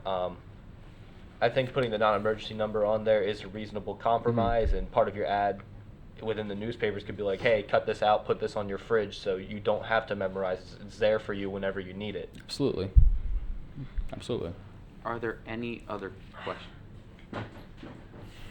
Shit. My name is Travis Laracy. I live at 1309 Harms Way. I just want to say, I'm 55 years old. I lived in 9 different cities in my life. This right here, Mr. Chief Baranowski, he's the best chief I've ever known. Anything that he stands behind, I'm with. And right here, I think it's another case of elderly privilege. And I think this needs to be fixed right here. I'm willing to donate money to this right here. This is an actual problem here. Wow. That is a good point. I didn't actually think of that. I'm asking you guys for the $5,000, but at the end of the day, we can also make a GoFundMe page. Houses and donators like this. Lovely man right here. How has this personally affected you? I tend to have a lot of heart attacks, and so when the fire department is, their time is taken up wastefully, it could affect me. I could die. What? You have to remember, I'm 55 years old, so. No. Are you a little confused? You know what a heart attack is, right? I know what a heart attack is. Do you have a pacemaker too? Do you have a pacemaker You want to too? see it? Wow. So I have a question just because I'm confused like always. You like when you call 911 and you're saying that like they're dispatching firefighters because like you said like sweeping their house, like someone calls and I'm like, hey, I need my house swept, and then they send the firefighters. Is that what you're saying is happening? Like Absolutely. so. That actually, I'm like dead serious with you. That actually happens. So. Like in all like honesty, that this entire campaign is actually gonna be real. So I'm telling you right now. So, like, can't the dispatch just not dispatch the firefighters for things like that? Because if they hear and they're like, hey, I need my house swept, don't they realize, like, hey, like, a firefighter isn't needed for this? Or. Minus it being a disturbance or a gun shootout, the firefighter and police are both dispatched to the same place, no matter what it is. Minus it being a shootout or a disturbance at a home, like, a domestic disturbance, minus those two things, which the police would actually be, sent to, or a murder. But other than that, they are both sent. Actually, even firefighters have responded to those things. So, yeah, they're both on the same line when it comes to responding to certain situations. And this campaign just lets people know, or it just makes our life a little bit easier. So, they're still. Why do they dispatch anyone in circumstances like that? I don't know. Like. They're required to. They have to when they're. They have to. Even if it's not an emergency, if they Absolutely. call the line, they get dispatched. Mm-hmm. All right, thank you. Are there any? Okay, I'm going to be up here for another hour. I'm going to say this right now. We need to keep the comments to yourselves, otherwise you will have to take this outside and just wait. Sorry. Hi, my name's Sam. I just want to say that there was a concern about something along the lines of dementia patients or calling 911 on lunch.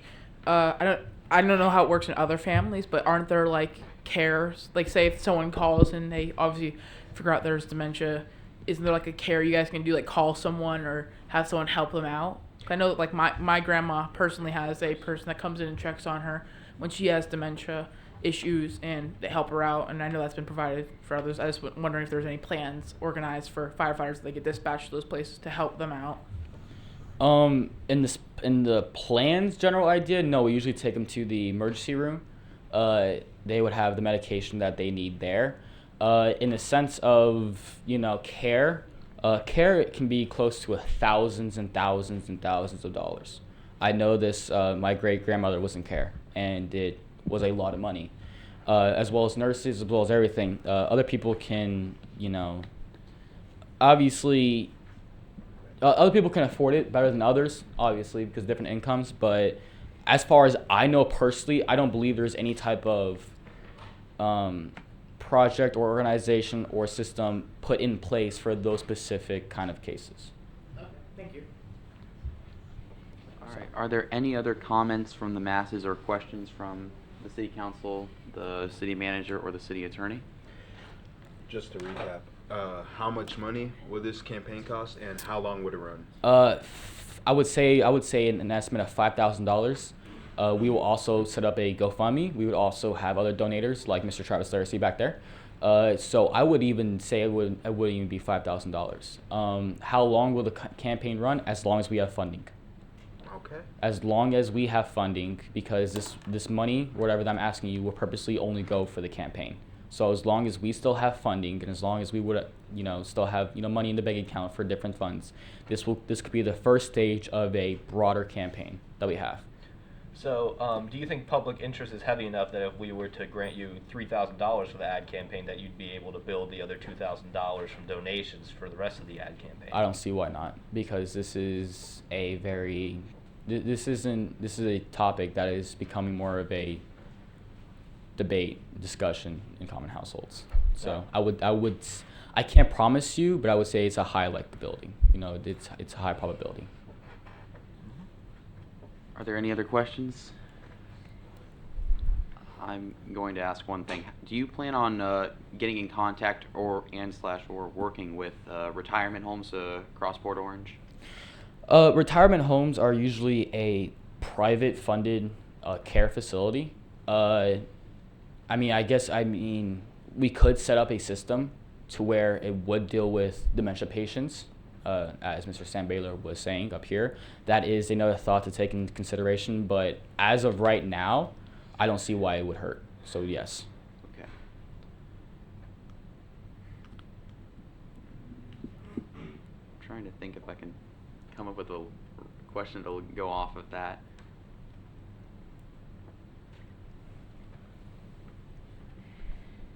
Okay, I think I'm good. Is there?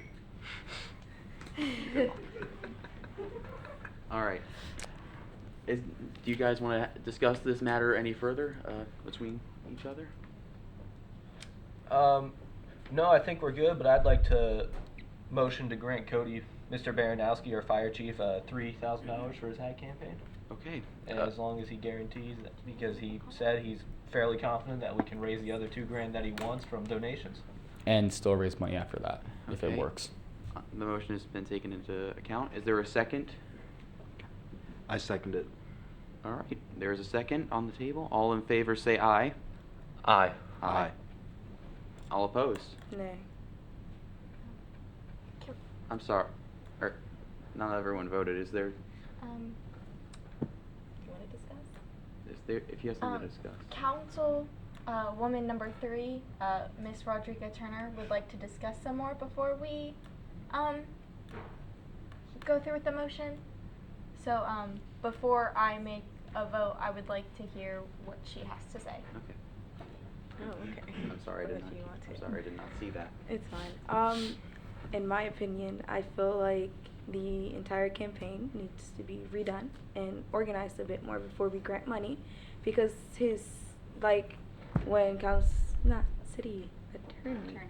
city attorney Kylie Morris spoke about changing the campaign to more broader audiences, it made me think, well, then I don't want to give any budget until it looks as though we're not targeting, because she made a good point, and then I feel like some things aren't connecting as well as they could, or the message won't be brought out as well as it would have if the entire campaign was a little bit more organized and put together, if that makes any sense to anybody. Can I speak now? Or am I off?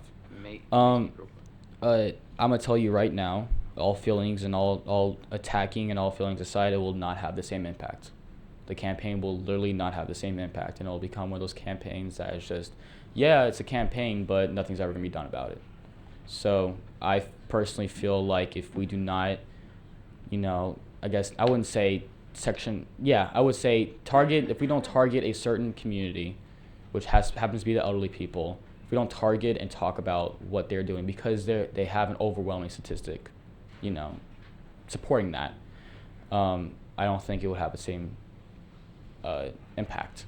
So you're unwilling to compromise, and with us giving you budget and you changing the campaign to a more broader view, you're unwilling to compromise? I'm willing to compromise by the fact of putting the non-emergency number in there. I'm willing to do a handful of things like getting in contact with some of the home care services that we have, but changing the entire campaign for the general population instead of, we don't have to say if you're an elderly person, do not do this, but we can say if you're older than certain age, I don't know. I don't feel like it would have the same impact. So no, I would not compromise with that.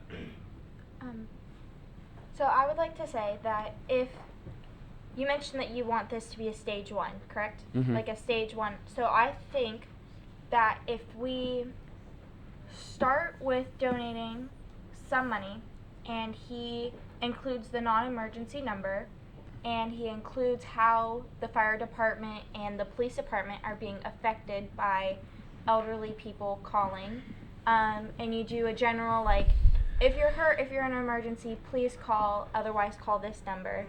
And then I feel like it would be okay for, in this stage, to maybe direct the ads to where elderly people are. And then in a following stage, if this advertisement is successful, then we could move on to targeting younger audiences and middle-aged audiences, saying basically like, you know, well, because when we advertise in school 911 call for an emergency, and that's pretty effective on people in our age group. So if we do something along the same lines and we continue that, then that could be a good stage 2. So right now, I feel as if you include everything that I mentioned in stage 1, I would be willing to approve, to give my support. Yeah, that's good. That's fine. I'm willing to compromise with that one. I don't want to put the general factor in stage 1, stage 2, stage 3, whatever, how many stages you want to go in. Sure, we can broaden that aspect of the campaign, but I honestly, truly do not want to put a general idea on the campaign. I want to target a certain audience first, and if that works, then we will target the broader audience. Are there any other comments from city councilmen? No? Okay, so so are we going to continue with the motion in hand? Yes, I'd like to recycle the motion in hand. Okay. Bring it back. Bring it back. Is there a second? I second it. Okay. All in favor of all in favor of this motion, please say aye. Aye. Oh, wait, I can't say that. All opposed? I can't vote. All right. Motion has been approved. Thank you. Have a wonderful day. Okay. Next up, we have Assistant City Manager Dale Fessick.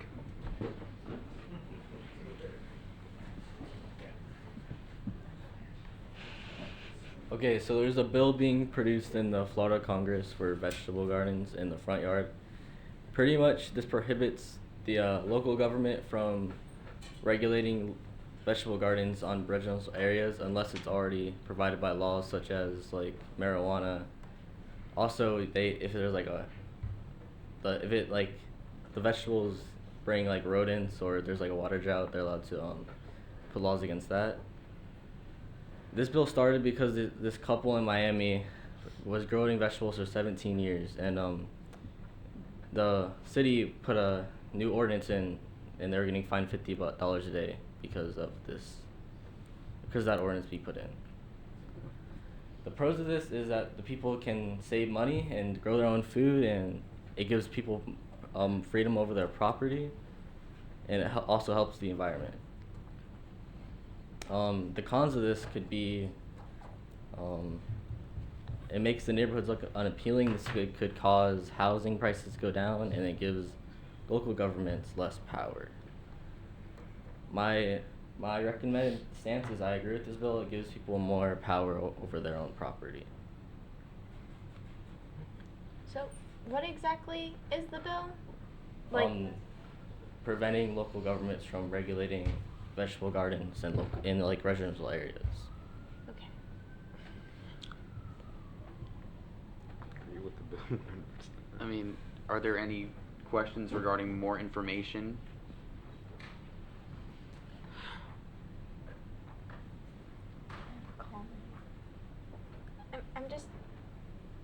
I'm a little confused. Is the issue that they're trying to restrict front yard gardens and that we want them to be able to do that if that's what they wish to do with their property? Yes, like they can grow vegetables anywhere on their property because of this bill. Okay. You Go got a ahead. question? I lost my train of thought for a second. Sorry, Mr. Fessick. Would this bill in any way, how would that affect how homeowners associations operate? Well, ordinances overrule any type of homeowner association law, I'm pretty sure. Like, yeah. Okay, thank you.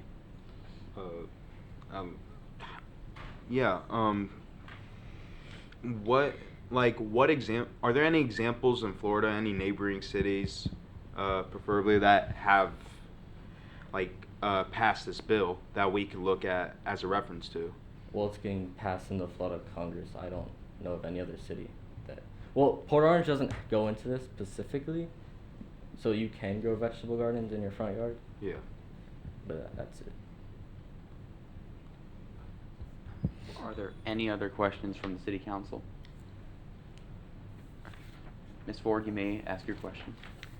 So you said that it saves money when they garden at their house, right? Yes. Okay. Do you have any statistics on that? Because it is to my understanding that with the time it costs for vegetables to grow and the maintenance that it requires and watering and everything like that, that it does end up costing more money in the long run than it does, and that it's taking away from our local grocery stores and those businesses that we need to keep our economy growing.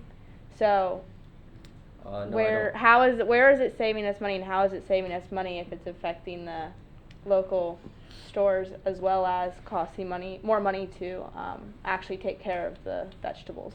I don't have any statistics on that, but yeah, I can't answer that question. I'm sorry. I think what he was saying was it's saving the average person money. Yeah. If they have a garden in their own house, they don't have to go and buy as much things from the store, and they can also earn their own money from selling it in local flea markets. So more money would actually be recycled into the economy because the average person would have more money to go spend on various items. So what happens to our businesses at that point? Not everyone's gonna have a garden. Well, not everyone's gonna grow their own vegetables at their own house. to Let me, begin with. is this bill supposed to like encourage gardening though? Yes, I think so, because it would give like everyone the power to grow anywhere on their property.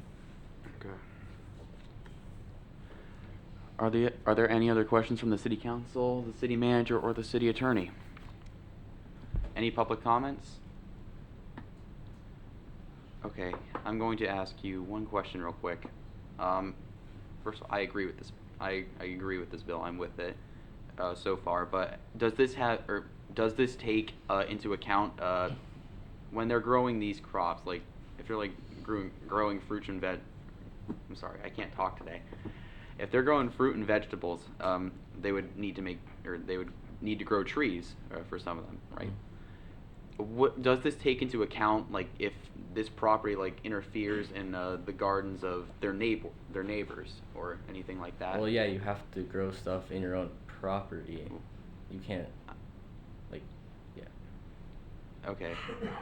And what happened, or is there anything regarding like what would happen if it were to?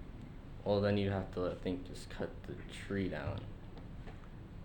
If I may, there are different laws regarding like trees overgrowing into other people's houses that isn't affected by this bill. So that would still be in like consideration. Okay. All right. Then that is all from me. That is all from me. Are there any other questions real quick? I really don't see a downside to this bill. I'm all for giving, a person more power to grow whatever in their own property. So I agree with this bill. Any other discussion? So when he mentioned, and I don't know if I'm talking to you now or whatever, but so you mentioned that it would like decrease the local government's power, but wouldn't it just? I don't see how it really. Well, because the local government couldn't put in ordinances saying you can't grow something like in your front yard. So it's really just like limiting that part. Like it's not really like limiting anything else. It's just now you can grow stuff in your front yard. Well, now you can grow stuff everywhere. I misspoke. You can grow stuff everywhere in your yard, as long as it doesn't affect other stuff, like other people's property, or the streets or anything like that. Could we, maybe like put a limit on how close to like your street you can grow? Like you can grow in your front yard, but maybe not within like a foot of the street. So then like, just so it has that like border, and then, if it's not like growing out into the road or anything, or I don't know, just so it would, cause some streets are like kind of more crowded because people park alongside it in neighborhoods and stuff, just thinking of that aspect. I don't know. Well, I don't know too many people who place their gardens, plant crops or plant plants near the road. Most people just plant along the border of their house. I mean, my Right, neighbor, she has like an entire like wall of trees around her property. So it's like up to the road there's bushes, and then there's like bushes all the way down, and then like bushes, like it's like a little bush wall. So I don't know. I was just thinking like just like a little border zone. But other than that, like plant in your front garden. How Just in case it's a problem in the future. how can how will this affect our city's economy Well, in any way? it wouldn't affect it that much because not everyone's gonna like take the time to grow their own vegetables. It's really only a certain type of group that wants to do it. So it'll have like barely any impact. minimal you're saying? impact. Like a minimal If impact. that. Any other comments regarding what he said and passing the bill?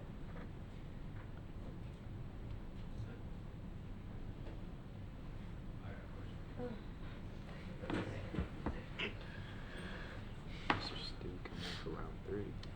Mr. Stu, back here again. I don't know if you guys really, I don't know if, I guess I kind of went brain dead for a minute there. I don't know if you really decided if you're going to have a line between the street and the crops. Did we agree if you're going to do that or not? Well, it's a Florida bill, so we have no control over it. We just say if we agree or not agree with it. Okay, yeah. If we were going to put that in place, I'm saying if we were, who's going to enforce that?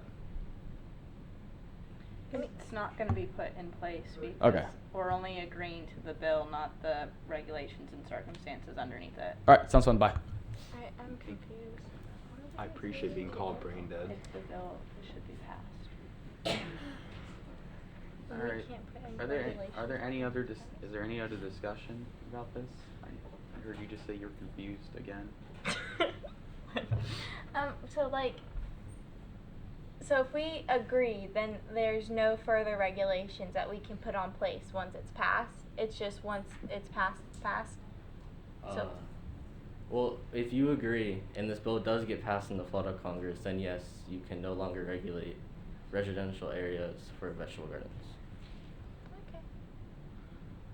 There's still other laws and regulations like Kylie was talking about with how if you overgrows into someone else's yard or if it's causing a safety issue to the public, there's still those laws that they have to abide by. Gotcha. It's just saying that they can grow in the front yard, but Which- they still. Go ahead. I didn't mean to cut you off. No, you're fine. Go ahead. When you were talking about the borders of like sidewalks and stuff, I'm pretty sure that falls under the laws I'm talking about because when I used to have a house, we couldn't like plant certain things in certain areas because of like how our fencing was. There's like restrictions with that, and I don't think this bill would change any of that since it's just about vegetable gardens, not like bushes and trees and stuff. Alright, gotcha. I was just a little confused, but now that that's cleared up, we're good. Okay.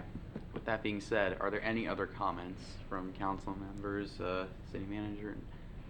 No. Do you have a garden? No, I do not have a garden. Okay. So, with that being said, I think it is time to have a roll call vote. So, Ms. Nagus, if you would, please. Councilman Rensburg, Yes. Councilman McManus, Yes. Councilwoman Turner, Yes. Councilwoman Lydecker, Yes. and Mayor Grant Foxman for the record. It's a yes from me. All right. The bill has been approved by the council. Thank you. Next up are public comments. Do we have any comments from the public?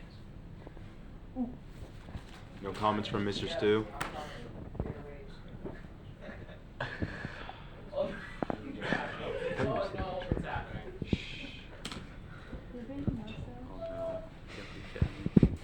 Really couldn't have thought ahead.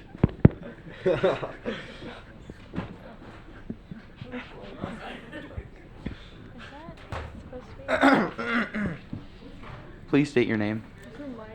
My name's Wait, what'd you say? All right. My name's Travis Laracy. I live at 1250 Reed Canal Road, Port Orange. You just changed it. I'm 45 years old. I lived in 15 different cities in my life. Do any of you know recent crime statistics of Port Orange City? Isn't it like 75% 75%. Wait, what? Isn't it like 75%? 75% what? Oh, okay. Statistics in general for specific crimes. Well, does anyone know any like crime statistics of Port Orange? Well, I know Port Orange being the second safest city in the state of Florida. Something we proud ourselves in. Definitely. First. It's probably pretty low. It's probably even number 1 too. Well, it may be safe, but it's not safe enough. Did you know in 2015 burglary, there were 150 burglary reports. Burglary. In 2017, there was 193. That's up 21%. In Florida? No, in this city. Okay, that's what it said.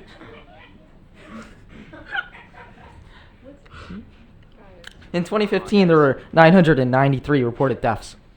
In 2017, that number was 1,252. That's up 23%. In 2015, there were 45 car thefts. In 2017, there was 105. That's a 105% increase in car thefts. What do you guys think about these numbers? And what are you doing to try and calm them down? Okay. We need to keep it down back there, public, please. What was the question? What is the city of Port Orange doing to try and calm these numbers down? Detain these individuals. You're not doing a very good job. 'Cause What the do numbers are you increasing. think we should do to calm the numbers I mean, down? you guys are elected officials. I'm just an average Joe citizen. Who goes off the opinion of the people? So what do you think we should do? Yeah, what's your plan? Well, I'm just one person. I believe there are 7 of you up there. I believe you guys can No, come but up as with a citizen, how can we help make your life easier and safer? Because clearly this is a very passionate issue for you. It is. Alright, guys. It is. So then what can we do for you to make it easier? I- Do you want more cops on the streets? Do you want to pay more taxes for those cops that we're going to provide? Who do you want to pay those taxes? I mean, there's always going to be crime. So I think as long as we respond properly and arrest the people, there's not really much else we can do because we can't arrest someone before they do something. And there's already security and police officers and people call 911 when there's an issue. And I don't really see there's always going to be crime. Well, I feel as though Port Orange prides itself in being a very safe city, and I don't understand why we would not try to make it safer. I have a question. Yeah. So those statistics are the crimes that have occurred in Port Orange? Yep. And how many of those, what is the statistic of how many people were caught for those crimes? Did we catch everyone? Did we catch 90%? How many people were not caught for these crimes and put into jail or prison? I'm unsure. I don't feel as though that's very relevant because it is still increasing, so. It's relevant if we caught the people and they're no longer on the streets because that would slowly decrease our crime and decrease these people influencing others in society. I guess you're right about it slowly, but it's actually increasing, so it's probably going very, very slow. I'd recommend you consult with Chief Calabrese Yeah. if you want the police department to do anything differently.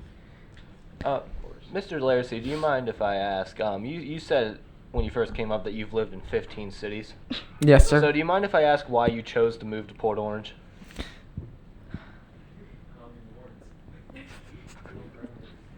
Well, actually, I'm from up north, and so I do love the fact that Port Orange has a very low crime rate, but it could be lower. Yes, it could be. Yeah? I would just suggest that you get more information and come up with some sort of plan to give us some ideas so we can further work on your problems. I mean, maybe next city council meeting you could coordinate with Chief Calabrese and come up with a way to prevent more crime. I guess you're right. And Thank you for your time. And do please keep in mind that crimes are committed by multiple groups in age, teenagers, adults, and there are multiple programs for reforming or to help reforming criminals. Teen court. So I would ask that you keep that in mind, please. Thank you, Mr. Mayor. Any other comments from the public?